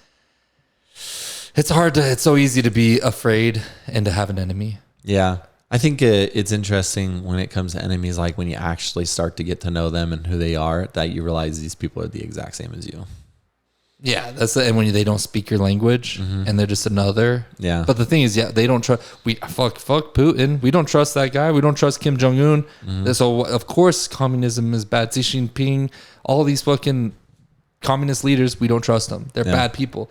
But what could the world say? We don't even trust our own people here. They look at America. We got Epstein Island. We got all these crazy shit going on where, the CIA is definitely playing us. A lot of fuckery going on here. What does the outer world look at us and think at our leaders? Like, oh yeah, at least America's the good guy. It's like our leaders are all fucked up too. Yeah, no, there's definitely a lot of corruption and like it just seems very evil on, especially people who look at the United States. They definitely look at us like Big Brother for sure. Yeah, and when we can look at them and think they're bad because we look at their leaders, and that's probably what they do to us. And so I don't really think there's any real like bad guys out there. Which again, I think I keep going back to Donald Trump, but one nice thing that Donald Trump was doing was he was actually like visiting the world leaders all the time. Yeah, like I mean, he had multiple meetings with Putin. He had multiple meetings with Xi Jinping. Yeah, Xi Jinping or whatever. And he had multiple meetings with Kim Jong-un to the point that he literally stepped into his nation for the first time as a president. Yeah, and then you have Joe Biden who like is calling literally calling Putin a murderer on live television. Like that guy's like, oh yeah, everybody's a murderer, dude. You don't need to stand out there and like threaten Putin. Yeah, things are getting bad over there. So I wonder if they're gonna drop nukes. Like they're not. You're not helping to de-escalate tensions, and that's the worst thing that you can do. Because when you get the whole other country of Russia to like literally think of us as only an enemy and not actually look at us as humanity, that's when they're like, there's no issues with their entire country supporting the bombing of the United States, and that's where you really have issues. You see, Russia's bringing a bunch of nuclear-powered ships to Cuba. No, I didn't see that. Yeah, that just happened. Yeah, they're bringing a bunch. Cuba's doing a partnership operation with Russia. It follows all the legal requirements. And Russia's bringing a bunch of their nuclear-powered ships with no nukes on it, they said. There's no nukes. So yeah, we'll see. I mean, they got hypersonic missiles. There's nothing we can, like, fucking hopefully the UFO save our asses. Oh my gosh. Yeah, I don't know. Hopefully their intelligence agencies do their job and are able to figure something out before it actually hits the home turf. Because then once it hits America, I mean, that would be the first major attack on the United States soil ever, right? I mean, 9/11, sure, it was a terrorist attack, but it was never like a bombing that killed Pearl Harbor. Pearl Harbor is actually, I guess, the first one that I actually think that comes to mind. Yeah. I mean, even then, there's history museums that even American history tries to write down that Pearl Harbor at the time the Japs thought they were, correct me if I'm wrong, I might be really wrong here, but didn't they thought they were bombing ships that were completely empty? What? No, I don't think so. Okay. Their mistake was there were some ships not at the harbor that day, and those ships were used to go back, and we regrouped and fucked them up. But that was their first strike to take out our Navy. because they were going to jump in the war, and everyone was scared about America jumping in, and Hitler didn't want America jumping in because he was just getting where he needed to be in Europe. And then Japan's like, well, here's our chance. All their navy's right there. Let's go put them out. And then we'll start, because Japan wanted to start their island hopping campaigns and start taking over the Philippines and China and everywhere. But they were worried about the Navy, you know, in the Pacific of the America if we do jump in. So that was supposed to take that threat out. But they didn't get all our ships. And it fucked them in the ass in the end. That sucks. Hoorah. The Marine Corps island hopping campaigns in Japan. Iwo Jima. Yeah. Some good shit. That's for the Marines. Yeah, hopefully we never have to see that stuff. Especially the ending of that conflict where a nuke blew up cities. Yes. So, yeah, hopefully we don't have to ever see that. Yeah, I think sometimes I say it's nice to live in Idaho, but now you think about like Boise being not that far away and it's blowing up. Yeah. As big as Air Force Base. We got lots of Air Force bases. Utah Air Force Base. We got the Mountain Home Air Force Base. Yeah, but sometimes I think, at least I don't live in New York City, because I feel like that's a pretty big target. Oh, yeah. Oh, yeah. For sure. But the worst thing is, even if it isn't that big of a target, if the EMP happened and like the grocery stores aren't working anymore, the lights aren't working anymore, you're in New York City. Yeah, you're in New York City. You're fucked. Yeah. You're about to go cannibal. It's about to get cannibalistic in that city once people start getting really hungry. Here, it's like, at least, I mean, I got a lot of farmer friends, and we just go, you start slaughtering cows on the dairy and share with our community, hopefully, because we're still kind of small. We can hopefully figure that shit out. Yeah. Until some stupid ass people, I mean, there's a lot of stupid people in this community too, and they start wanting to flex power. That's weird. That's a weird one, because we have no protocols on how do you govern ourselves without power. Well, that's the other thing is, like, even when like COVID did happen and the whole way that went out, the whole way it happened was just ridiculous. And you think about what would happen if like something like that happened again, something stupid and ridiculous going to come down from the government or the people in charge, and everybody's going to follow it like a bunch of sheep again. And it's just going to be silly again. So we need to have something in place so that we know what to expect if something like that did happen and what to do. And that's like, we don't have any protocol for that type of stuff. Yeah. And who's going to be the guy to make it? It's not going to be us, I don't think. Yeah. So, I mean, we can't even handle the COVID pandemic. So, and that was with like a 99% survival rate. And we were still the crazy amount of measurements we went through just to keep that locked down when the flu was more dangerous. Yeah. The fucking, like I told you that I finished that book, and ever since then I'm like, what the fuck? But I think people will band together in those hard times rather than separate. We like to think the post-apocalyptic doom, but I think people will get way more religious. I think people will be coming together and singing hymns and praying for mercy from God, because when you're at your hardest times, you fall on your knees usually. I think that's where people will get definitely closer to the church too, because the church, there are a lot of good churches, regardless of what you think of like Catholics or like the Christian churches or even Mormon churches. Like, if times were to come, I think the Mormon church alone could like help provide for a lot of people. I mean, the Mormon church has like $7 billion stockhold. Well, not only do they have a ton of cash, but they just have a lot of things that are out and about that like help people. Yeah, they have a lot of resources like the DI and then all their humanitarian stuff they do. Food, I mean, medical services. When my grandma, she was a Mormon, she needed like being looked at, she needed help in her house. Yeah. There was Mormons coming by for free just to check in on her and doing like blood check work and just strong like, community. Yeah, very strong community. But I have no doubt in my mind that, I mean, as much people might bash like Christians or Mormons or Catholics, I think that if times came to hard times, that those people aren't gonna turn away from other people. They're just they're good people. No, regardless if you think like, oh, these Christians are da da da da da. I think that at the end of the time, that they're going to help. Their humanity is going to show, and they're going to help others. So yeah, I think that's what the church calls to do, no matter what. And it's just, I think, a bit in human nature, because there's a book called Tribe by Sebastian Junger that I read, and he's a war correspondent, and he went to Bosnia during the war, and just writes about and Tribe in particular, the tribal mindset that people get into once they're in war. And one in particular situation was the air raids in England during World War II. They had bunkers, and what the hell's the guy's name in charge of fucking the UK during World War II? Famous famous speech did so. Fuck. Anyways, the president at the time, they were worried about the bunkers, public bunkers, because they thought homeless people are going to live up in it. People are going to take over the bunkers and keep it themselves as their city's getting bombed. And so they were against the public bunkers. They thought it'd be a disaster. It would be apocalyptic. Yeah. And it wasn't. It actually turned out the opposite. People were extremely civil.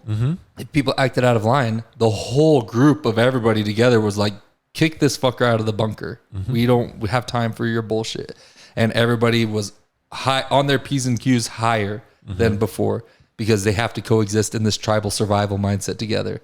And so everyone kind of locks in and becomes a tribe. Well, yeah, I mean, especially if you have the threat of getting kicked out of the tribe, you can't just be evil. And that's it's kind of the issue we even have with our nation, our prisons, you know, like that sometimes there's not as big as a slap on it's kind of like a slap on the wrist to do some things that are pretty heinous, you know, especially in like bigger cities like Seattle, where people are being like literally caught and then released, where they don't even charge people, you know, and have them serve prison time, even though they might have like literally committed a felony. They're just catching and releasing them because their prisons are too big. So some of these people don't even have, they know that there's no consequence for their actions. Some people, those people are probably the outliers of society, I would imagine. For like, sure. Dahmer and the people that are just violent. And there's good violent people that can take care of them. But I get shaded. I get a little shady when it comes to the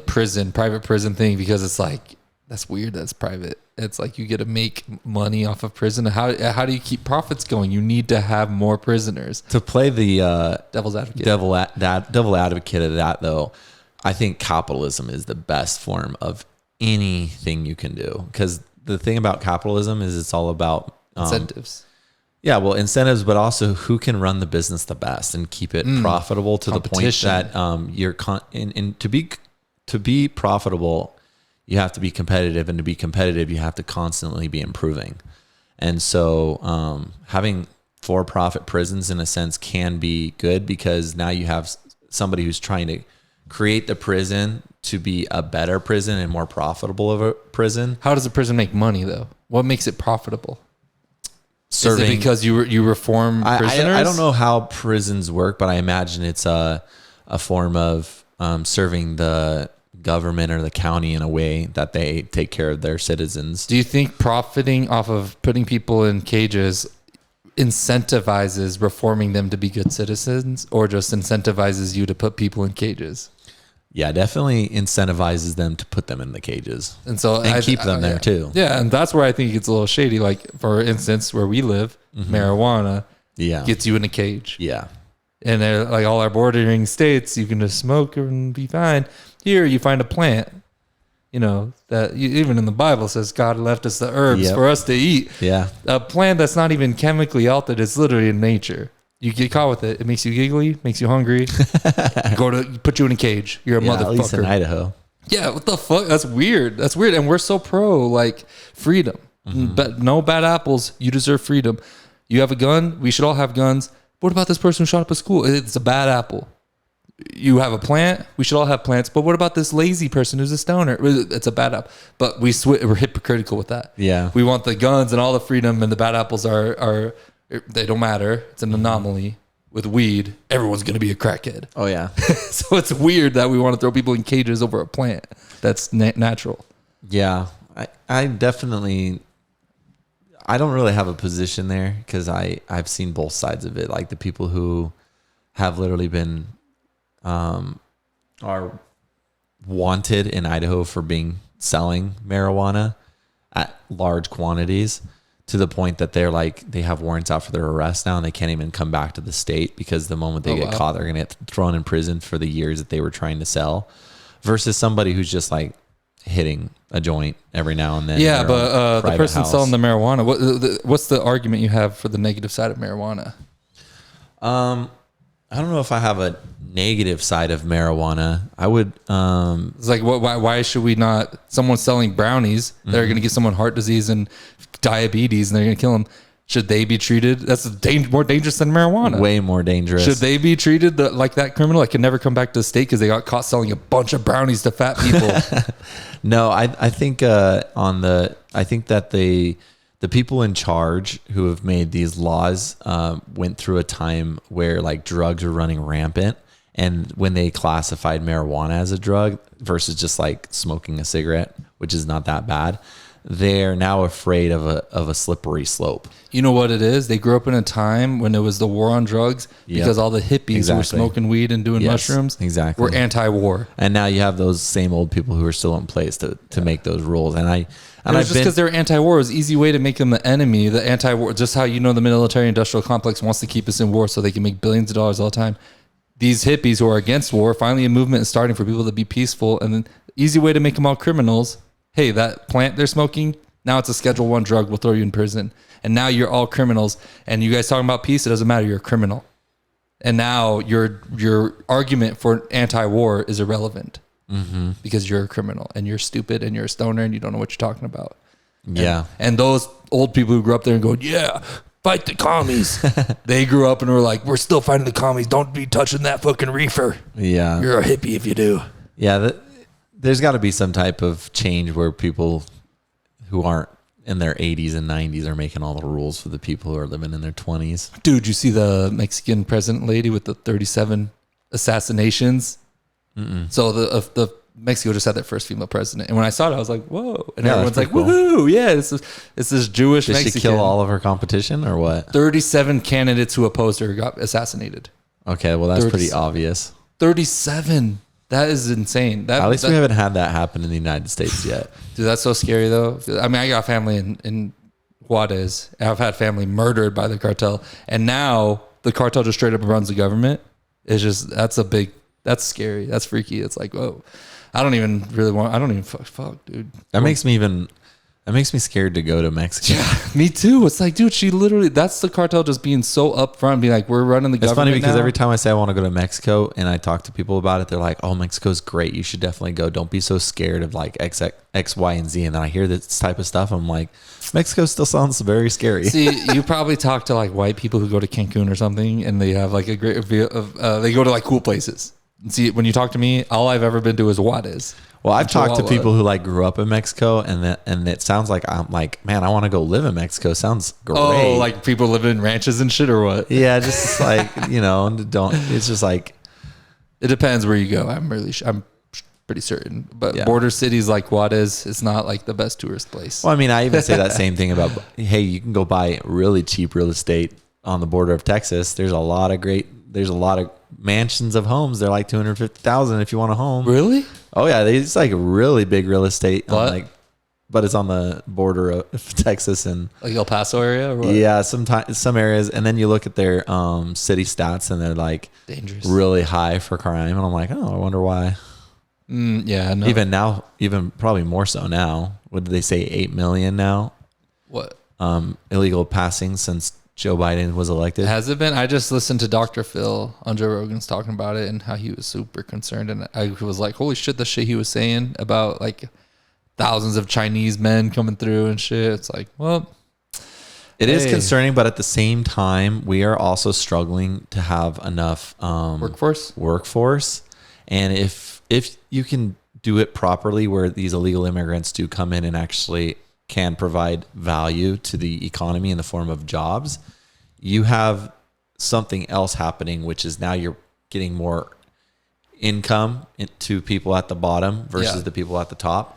And that could potentially help middle class people. I'm all for it. My family, we're immigrants, we're Mexicans. Like, I'm all for it. And my dad's side, they're Korean Mexican immigrants, then Mexican American immigrants. So I'm all for immigrants, but I think it's a bit naive, a bit blissful ignorance to act they're all good. Yeah. We're in a fragile time of the world. There's a battle and a transition period. Probably not the best time to be doing that. Yeah. Are we that ignorant? We're gonna act like there's no bad guys. There are no bad guys. We're all just gonna hold hands and sing under a rainbow. Yeah, no, that's a really dangerous way to. Yeah, it's ignorant. It's going to be pretty scary to see what happens in the next couple of years. Hopefully. That's why I was like, dude, as a fucking man who just had kids, do you get nervous? I think the great thing about no matter how bad the world's gotten, you always have that the humanity side of everybody. Like you even said, there's a few bad apples, and those few bad apples, they'll be thrown out eventually. So I think that Hopefully. I think as society continues to grow, they'll figure out what's right and wrong. Hopefully we don't need another little wipe the world because everyone went wicked and there's no righteous men anymore. Hopefully God doesn't decide to flood the earth again. Luckily, he said he wasn't going to do that again. Hopefully Apophis. You know Apophis? 2029 Apophis, when he came out, NASA discovered this giant asteroid in 2013. And when they discovered it, they were like, oh, there's a 3% chance this huge asteroid is going to collide with Earth in 2029. And people freaked out a bit. And I was like, what? And then they retracted that and were like, well, it's not going to. It's a small chance, but it's not going to. Now it's like, I think they say it's a 2.7% chance it's going to hit Earth. But now they say it's not going to hit Earth, and it's going to be the most remarkable near-view asteroid in viewing experience ever. That would be cool to see. This giant asteroid is going to pass between us and the moon. That would be really cool. That's going to be so awesome. I'm going to have a great viewing party for that. I think, with asteroids that people, it's always interesting what people think about asteroids, because it's not like an asteroid just comes straight at you too. I mean, it's so affected by all the gravitational pulls of like the sun from Jupiter. There's a lot of gravitational, but they have pretty good tracking of our solar system's objects. Yeah, I would be interested to see exactly how it's actually moving around the planets versus like directly at us. So it's not. It's about the connection of the ellipses. Mm-hmm. Yeah, and that pathway is going to connect with ours, but it's going to pass between us and our moon. Yeah. And they calculate it out to a decent amount of decades, but after that it starts getting more inaccurate as the further you go out, because like you said, the 3-body problem of gravity. You watch 3-body problem? It's a Netflix show. I read the books. Oh, wait, no, I started it. I did start it. I didn't read the books, but I started a Netflix series called it. And then I don't know. It got really weird really quickly, so I just quit watching it. It's a weird one. It's hard. The books were awesome. And the movies, I think the show does a good job. But 3 bodies of gravity creates chaos. It's hard to predict. Yeah. Well, what do you think some of the people who've been on your podcast so far, like what's been the thing that you've talked about that's kind of been the most interesting so far? This one's an interesting one. Before this, dude, it's hard. That's hard to. I try to find whenever I'm talking with any of my friends on here. Mm-hmm. I feel like I'm pretty interested. Otherwise, if I can. Well, I mean, the podcast would be over pretty quickly. If you're interested. I stay interested. The most interesting thing, but I feel like the topics that are so fun to talk about are kind of what we're talking about. Mm-hmm. AI, all the future. I think thinking about where we're going. I love doing that. I love thinking about where we're going. I love talking philosophy. I love talking religion. I love talking about all those sacred texts and stuff. I do read a lot, so I like to be able to talk about and review over these things I've kind of read. Like this past couple of years, I've read almost every like major religion book and other books associated kind of with them. But I don't know. What do you like to talk about? I feel like we've hit a lot of the key points that I talk about. Oh yeah, are you these like kind of topics you talk with everybody about? Well, I like to get the weird out of the way really quickly, which we did that. Well, you did say, I don't like to talk about politics. And then you went on talking about politics. And I was wondering, why you don't like to talk about politics? I don't like to talk about the division between like the left and the right. I try to be as middle as I can. Yeah. But politics is always interesting. I really don't like talking about politics unless I can get the vibe that somebody's actually wanting to discuss politics versus just argue, because there are people that will just argue politics. They have already set their ideas, and you're not going to change it. They have to just convince you that their idea is right. Yeah, exactly. And I'd rather talk to somebody who wants to like have a dialogue on like what's right and wrong and why my viewpoint might be different than yours. Because if you grow up in a completely different world than I do, I'm going to have different politics views than you are. It's just the way the world works. And so I don't feel that there's a lot of value in just arguing with like politics, like, oh, left versus right. I do find value in providing proof of like what has worked in the past and why I lean a little further right than I do left. But let me hit you with a hard one. Let's get into some sensitive topics then. Well, I was also going to say like anything regarding family life, religion, real estate, investments. That's the stuff I love talking about. It's the real stuff. Exactly. It's the stuff that's actually on our minds. It's not just like it's something it's fun to discuss because we're trying to refine our own ideas too. Mm-hmm. And when you engage with others and talk about your ideas, it forces you to understand where your ideas are coming from. It's another thing when you're talking about that, when I think about like money, people don't like talking about money, but when you actually talk about money, you find out like what people are doing to make money, and it starts making your brain rewire itself like, oh, that's an interesting thought. I never thought about that of a way of making money. Oh yeah. Explain. I mean, I told my brother, I was just telling him we had a birthday weekend this past weekend, and I was like, I got him into the gym. He was a fatty, not doing anything. And I finally, I've seen you guys in the gym together then, right? Well, no, that fatty's my best friend, Mark. Oh, okay. He's super fatty. But so he's here in Idaho now, so he should be coming back with me to the gym soon. Because I got I can bring a friend in thing, so I'm just like, dude, just come work out with me. Yeah. And now my knee's all fucked up, so I fucked my knee up. I saw your brace on. You see, before I used to run all the time. I would run. But when I went to Korea, I was wrestling around and got my fucking knee fucked up and wrestling a bodybuilder. But that was a cool trip you did. I followed all your stories on that too. Yeah, with Chul, yeah, those are cool. I think that was my last shoot with Chul. What did I say to you that you were filming? What? I responded to one of your stories. He was that Chinese bodybuilder guy. I was like, Jackie Chan looks a lot different now. Yeah. Oh my gosh. And I didn't just say that to almost sound racist, but I said it because he kind of did look a lot like Jackie Chan. Have you ever been to Asia? Have you ever been to Asia? I've been to Hawaii, so he looks as much like Jackie Chan as you look like Brad Pitt, bro. Really? Is that what I think? There's a point where I've been around Asians enough that like their faces, like I can totally tell them all apart. But I understand. Like if you got a bunch of blonde girls, if you get a bunch of white blonde girls here in town and just line them all up, for an Asian, they would think they all look the same. They're all just white blonde girls. Yeah. And that's how it is for us. We never see like Asians that much. And so they all kind of look similar. Yeah. That's hilarious. Yeah. No, you don't look like Jackie Chan to me. My family used to always say I look like Jackie Chan. They would always call me Jackie Chan as a kid because my dad is part Korean. I was telling you that they're Korean Mexican immigrants. So I'm a little bit Korean. I'm the only one out of my family because I don't talk to my dad's. I don't know my dad's side. But my mom, they're all just Mexican. So I'm the Korean of my family because I'm the one with Korean blood. And so they would always call me Jackie Chan growing up. And then when I go to Asia, no one thinks I look Asian. I go to Mexico, everyone thinks I'm an Asian.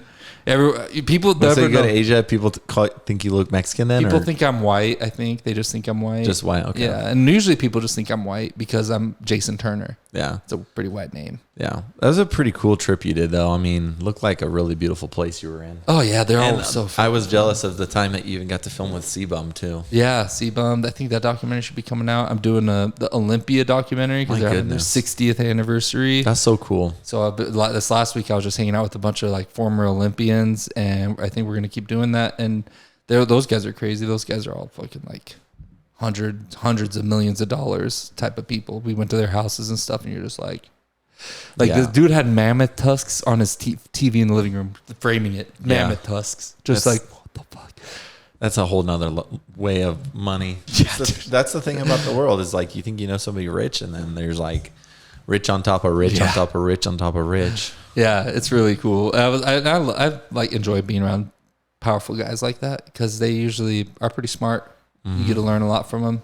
Yeah. Sometimes some guys have just kind of got lucky. Yeah, I mean that's a lot of what the world is. It's a lot of luck.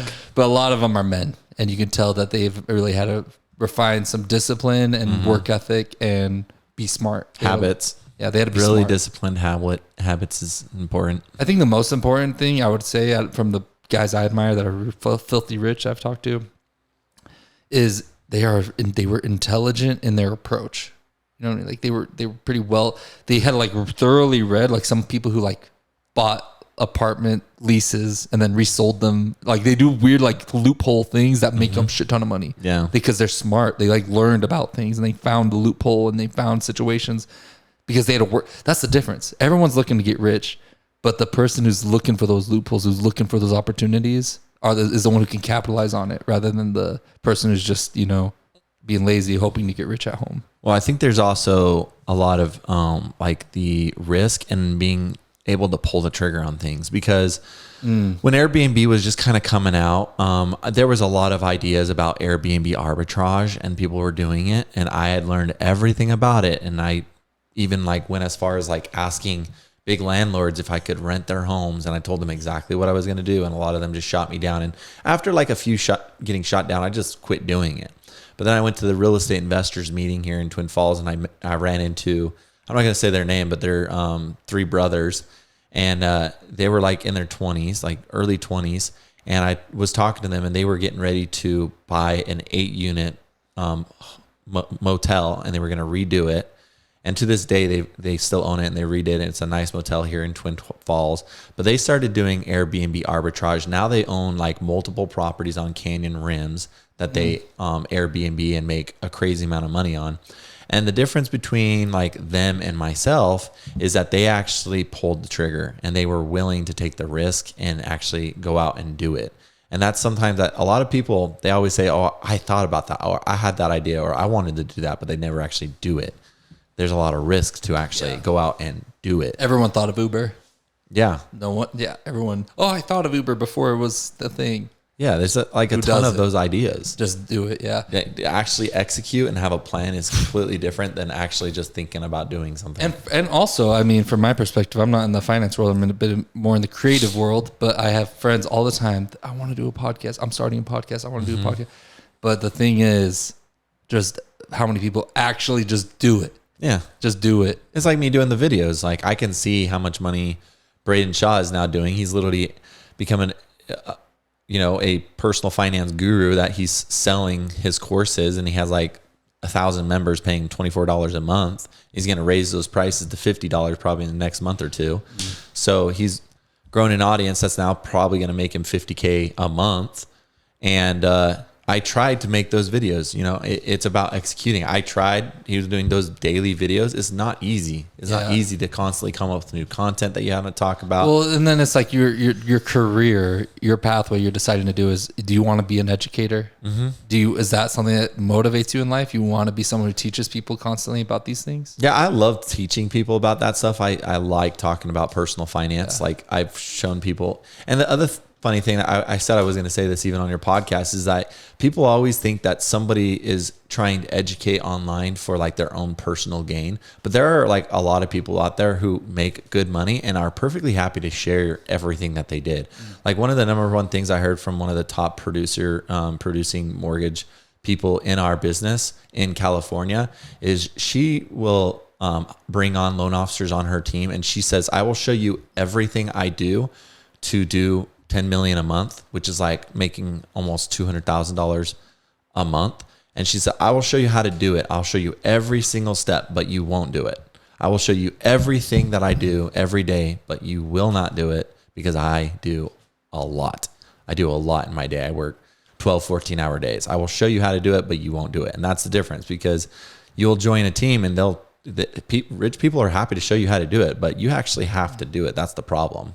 And there's a novel aspect where it's like, the thing you're doing, if it's not unique to you, that you can provide it, then why can't someone else it's the free market. Like you said, the competition, the best people will be on the top making the money because they provided the best service or product. And they like doing it. Yeah. And so if you tell someone, it's like Shark Tank, why can't I just take your idea and go make it on my own? Mm-hmm. And it's like, you better have a novel thing where I could show you everything, but you're not going to get my thing. Yeah. Because it's unique to me. And that's where real estate is. Like I do mortgages.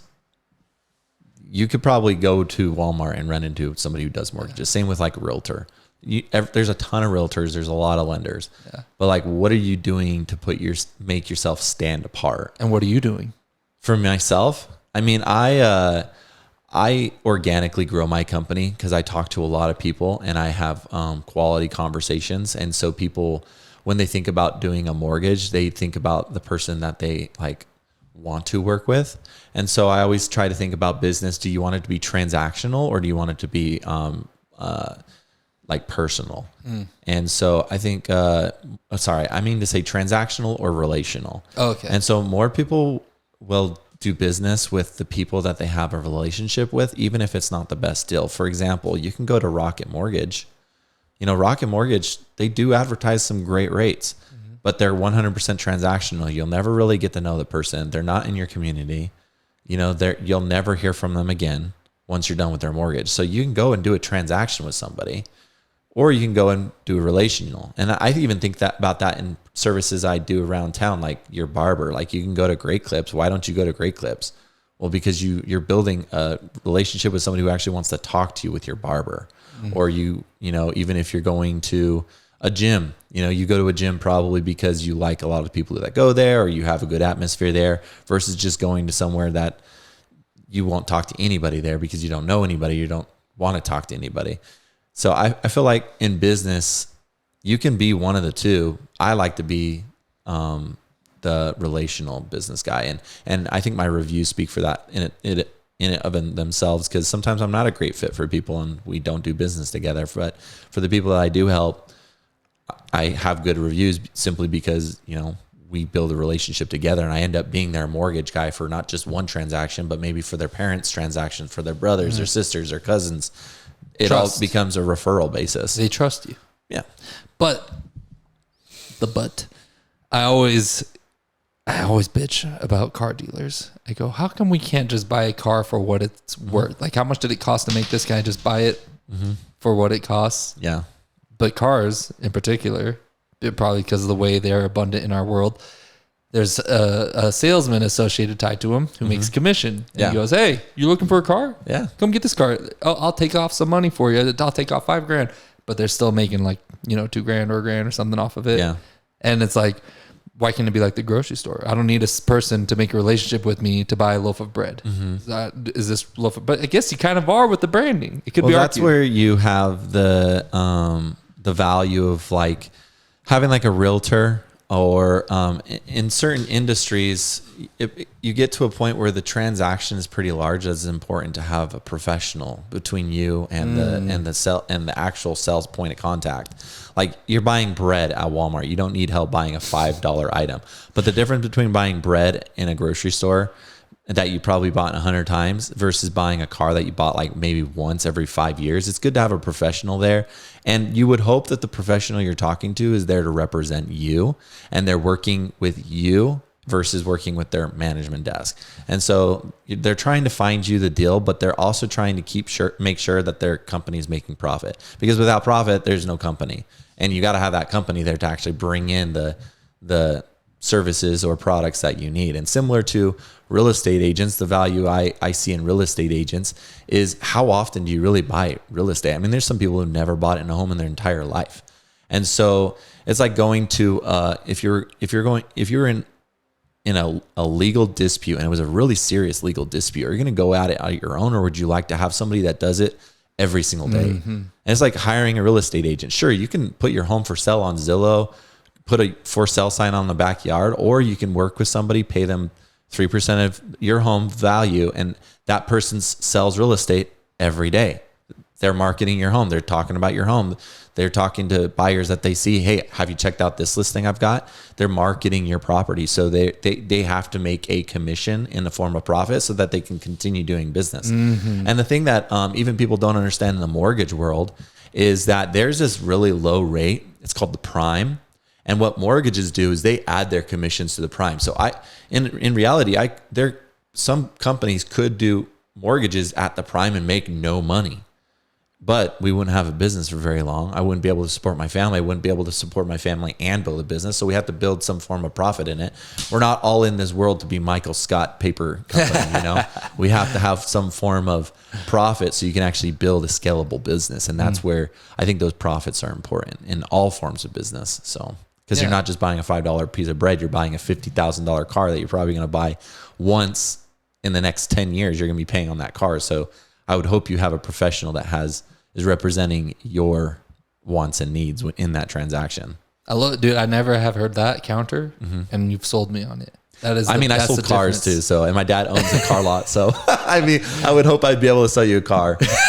I want to buy a car. The other difference is that you can go on Facebook Marketplace and probably buy a car. You're going to trust the person you're buying it directly from, because what does the person you're buying the car directly from have? They only have their wants and needs. They are only representing their wants and needs. Yeah. when you work with a car salesman, the goal is that the salesman should be representing your wants and needs. And that's what any salesman does. The realtor should be representing your wants and needs.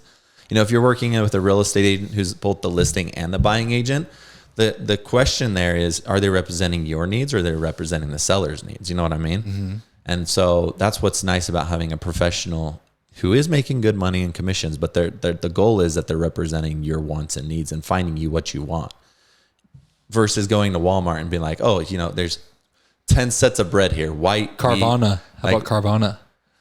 Carvana is interesting because they're all about transactional and they're trying to get the best dollar for themselves, right? So they're not representing your wants or needs at all. They're just trying to get a vehicle for the best value for them to make money.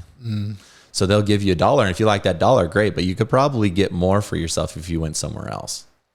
I think there's a stereotype, though, car salesman being a little scammy. Oh, for sure. I mean, the tough thing about when I was in car sales is that people come into that transaction being afraid to open up with their car salesman.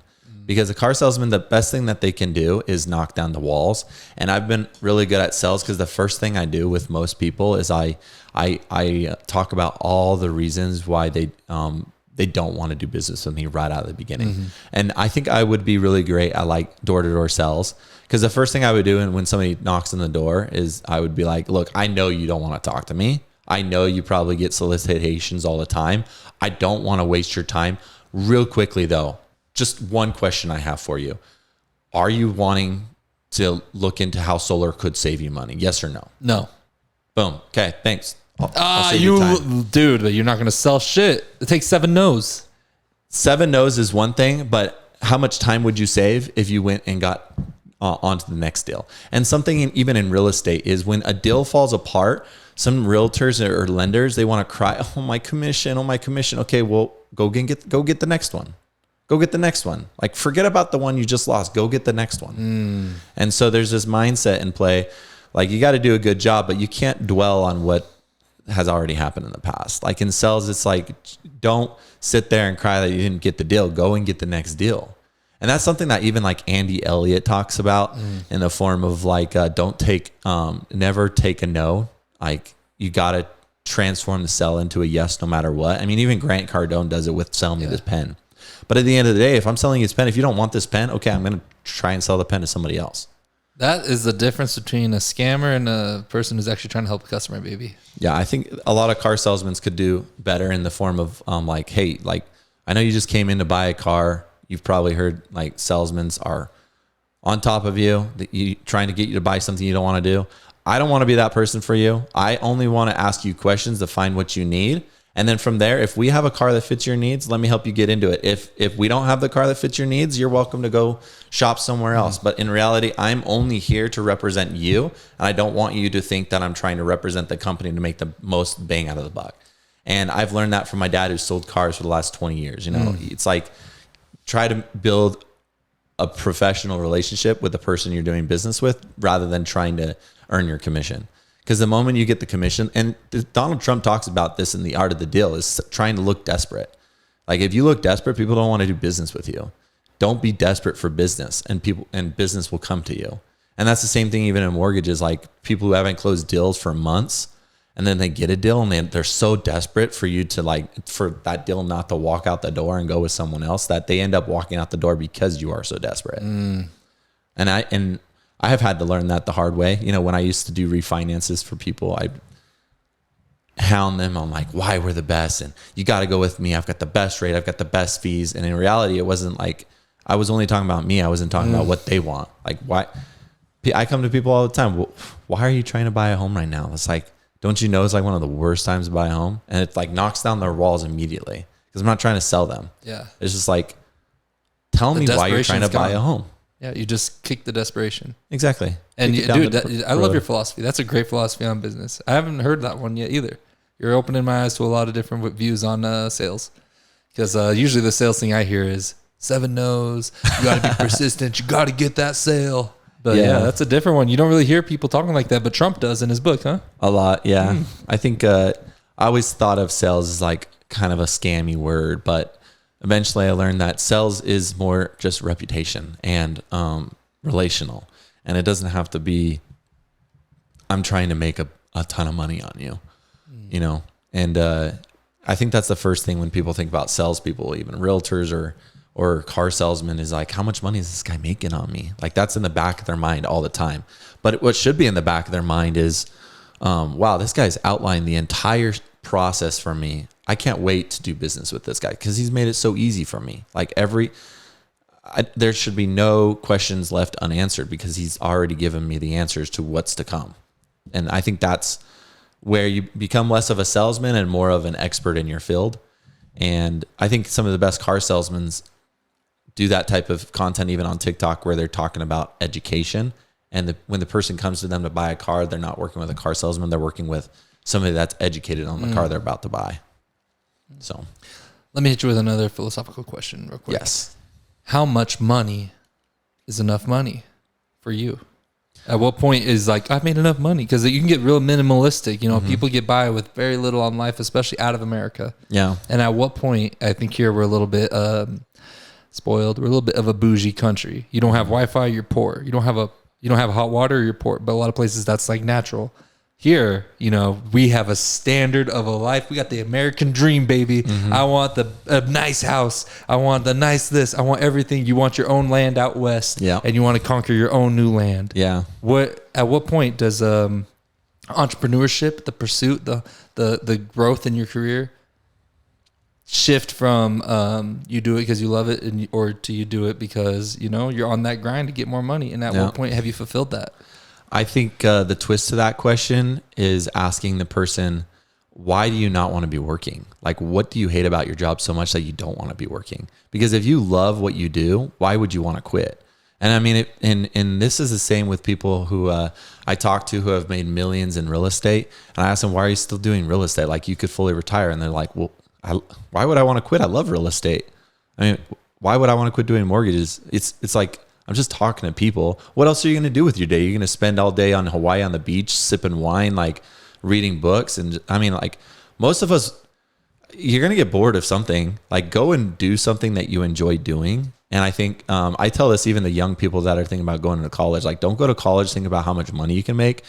Go to college or go do trade school or find something you enjoy doing that you can actually see yourself doing for 40 years, or even having it be so like it's such a big realm that if you went to be an artist and then you ended up doing paintings and then you became a writer and then you became a movie director, and like it's a realm, you know, go and pursue that if that's what you like doing.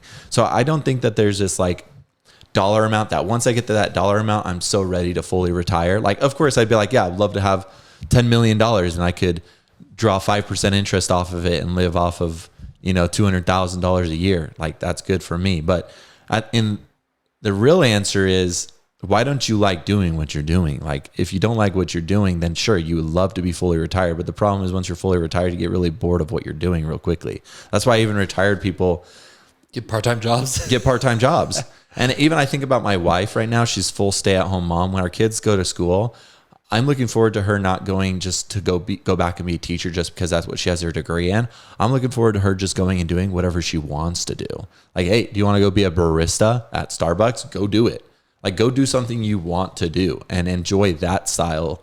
Because as long as you're doing something you enjoy, you're not going to be looking at retirement. Life's going to fly by and you're going to love it. And I think my brother, Skylar in Ketchum, lives out this more than anybody. I mean, he plays music. And that's his passion, but he also works for a Whole Foods restaurant that pays him, you know, it doesn't pay him a lot of money, but he lives in a van, he plays music, and he works in this. That's your brother?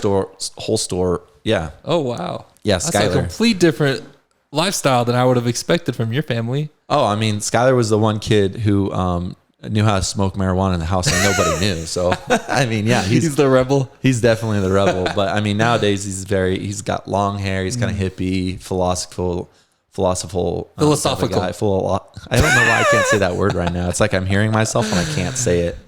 That sounds cool. I feel like I would like your brother a lot. I lived in my van, if you didn't know, for a while too. And I'm a music fucker too. Yeah, everybody loves Skylar. It's like impossible not to like Skylar. Skylar's the type of guy where everybody would be in the house and we're just chatting. The guy pulls out one of those drums he sits on and he's just playing the drums. Yeah. And I'm just like, this guy, he's hilarious too. That's cool. Yeah. Like but I don't think in the value of like, I can't wait to retire. Yeah. I think retirement is for the old. And I think that's when you're like, okay, I've worked my whole life. I'm going to draw my retirement. Finally, I'm going to make sure there's no money left over for my kids. I'm going to live off every asset I've earned so that I don't have to work as hard anymore, because I'm to that point where I can't get up and walk around and I don't want to talk for hours on end with somebody. I don't have the energy for that type of stuff anymore. But like, I enjoy being social. And for me, I found a business job that allows me to go and be social, make money from it, and also play. It's so flexible that I can really, go and hang out with my family in the middle of the day if I wanted to.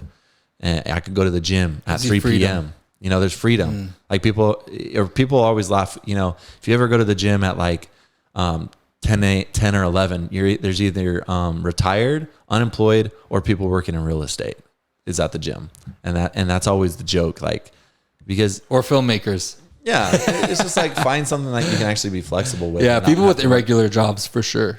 Irregular. Well, I mean, and a lot of this happened to me. I'm going to kind of be revealing my income a little bit, but in 2009, so COVID started 2020, March of 2020, right? So in 2019, I was fully employed at the bank as a mortgage loan officer. They were paying me a salary. Yeah. And I'll just say I was making about $50,000 a year doing mortgages there at the bank. And I was listening to a YouTuber by the name of Graham Stephan, and I was constantly already following his financial advice. He's basically like Braden Shaw of today on Instagram. And one of the things he said is you need to get out of the rat race. And I wasn't in a position to start my own business. Like I didn't want to quit my job and go start my own business. But the other form of getting out of the rat race was quit working for your time and start working for your production. Make money off of what you're producing. And so I went to my manager at the time. I was like, I want to go commission only. Like, I don't want to make money on hours. I just want to make money on commissions only. And at the time, I'd only closed like $3 million in an entire year. And they're like, you will starve.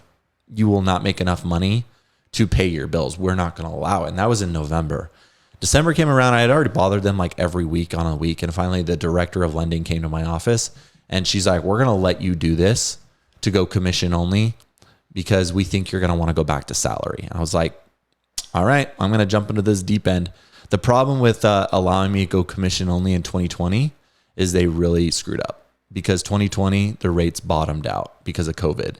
And it allowed me to do, I did 10 times the amount of loans I did the year before. The timing again. Yes, big time timing. And I feel like I got really lucky because, on average, typically you make 1% on a loan.